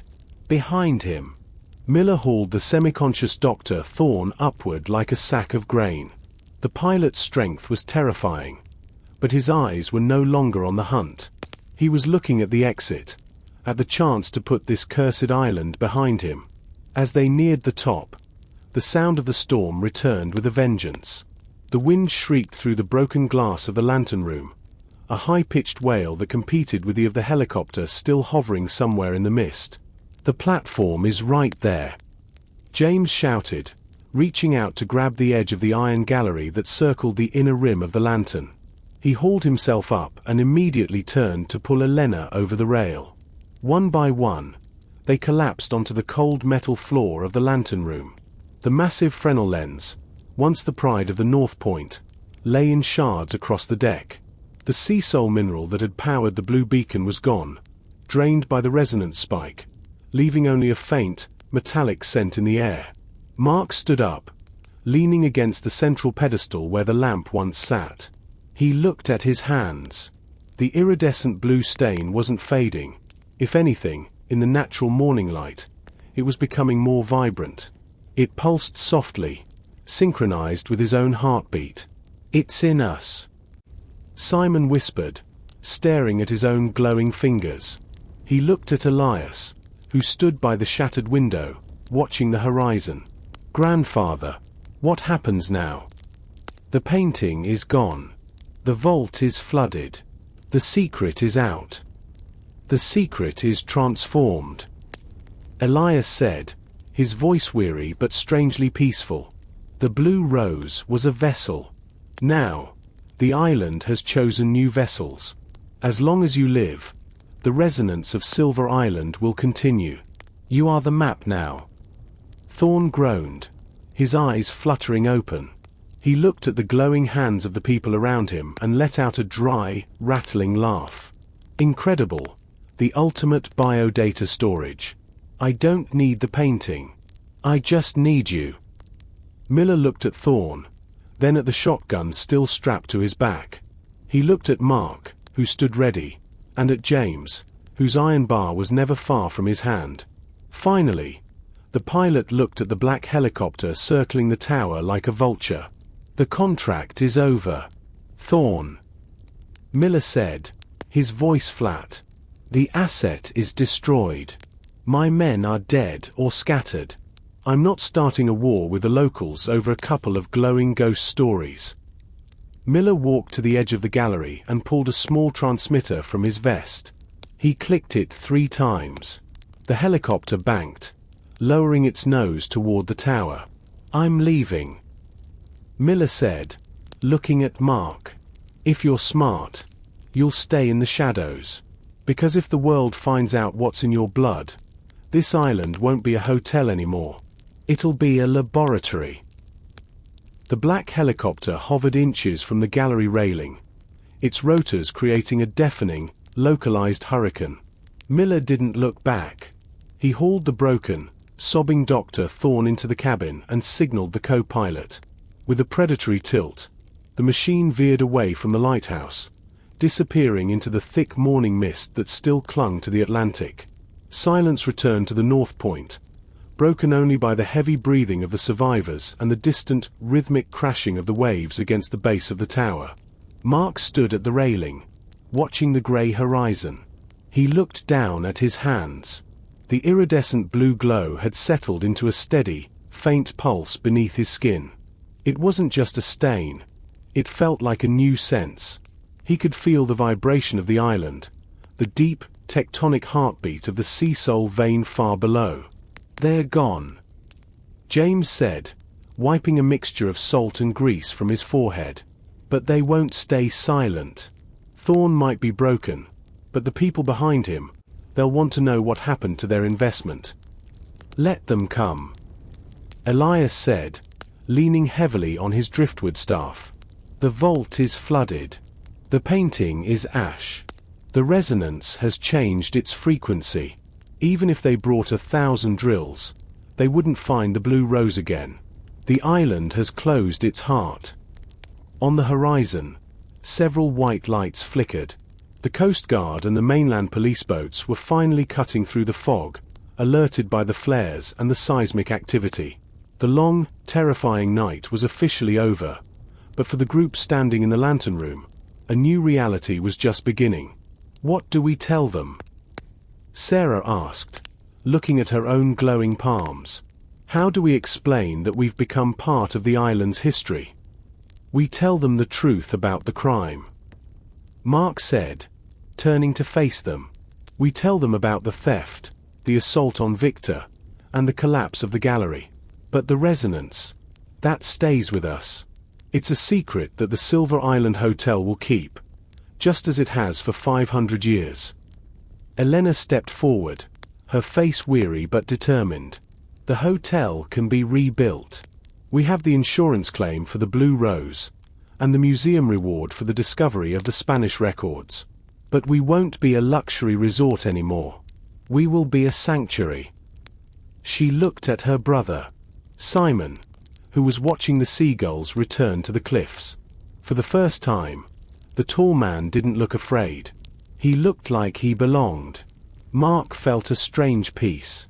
He had come to the island to escape the pressures of the city, and while he hadn't found rest, he had found something far more profound, a connection to a mystery that defied logic. He knew that the blue glow in his veins would eventually fade to a hidden shimmer, but he would never see the world the same way again. As the first police boat docked at the pier far below, Mark took a final look at the charred pedestal. The Blue Rose was gone, but the garden was finally beginning to grow. 6 months had passed since the night the Silver Island Hotel nearly slid into the sea. Mark sat on the deck of the morning ferry, watching the island grow larger on the horizon. The rebuilding process had been slow, but the results were breathtaking. The east wing, where the gallery once stood, had been replaced by a wide stone terrace that overlooked the cliffs. The hotel no longer smelled of old roses and decay. It smelled of salt, fresh cedar, and the wild lavender that Simon had planted across the northern slopes. As the ferry docked, Mark was met by Elena. She looked younger, the stress of the bankruptcy replaced by a quiet, focused energy. "Welcome back, Mark," she said, giving him a warm embrace. "I wasn't sure you'd return for the reopening." "I wouldn't miss it," Mark replied. He glanced at her hands. In the bright afternoon sun, the blue resonance was invisible, but as they stepped into the shade of the hotel lobby, he saw the faint, sapphire pulse beneath her skin. "How is the special guest?" "Simon is the head of the botanical research center we've opened in the basement." Elena smiled. "He's working with Sarah to study how the sea salt mineral affects the local flora. It turns out, the blue roses weren't a myth. He's managed to grow the first one in centuries." They walked through the lobby. It was no longer a place of shadows. The heavy curtains had been removed, replaced by large windows that flooded the room with light. James was there, too, acting as the director of security for the New Island Trust. He nodded at Mark, a silent acknowledgement of the bond they shared. In the center of the main hall, where the blue rose painting had once hung, there was a new display. It wasn't a masterpiece of oil and canvas. It was a simple glass case containing a single, beautiful silver key, the one Mark had used to ground the resonance. "We decided to call the new museum the Heart of the Rose," Elena explained. "The painting is gone, but the story is what people come for now. We tell them it's a legend, of course. Most people don't believe in glowing minerals or secret lighthouses. The best secrets are the ones that hide in plain sight," Mark remarked. That evening, Mark stood on the northern cliffs, near the lighthouse. Elias was there, as he always was, watching the sun dip below the Atlantic. The old man didn't speak, but the resonance between them was a conversation of its own. Mark felt the island's pulse, steady, calm, and ancient. He reached into his pocket and pulled out a small, dried flower. It was a blue rose, the first bloom from Simon's new garden. It didn't glow, but its color was so deep it seemed to hold the entire ocean within its petals. The mystery of Silver Island had started with a theft and ended with a transformation. Mark had come here as an investigator, but he was leaving as a guardian. As the first stars appeared in the sky, the North Point Lighthouse began its sweep, not a blue pulse of danger, but a steady, golden light that guided the world safely past the secrets of the deep. The blue rose was no longer a lost treasure. It was a living legacy, blooming in the hearts of those who had survived the storm.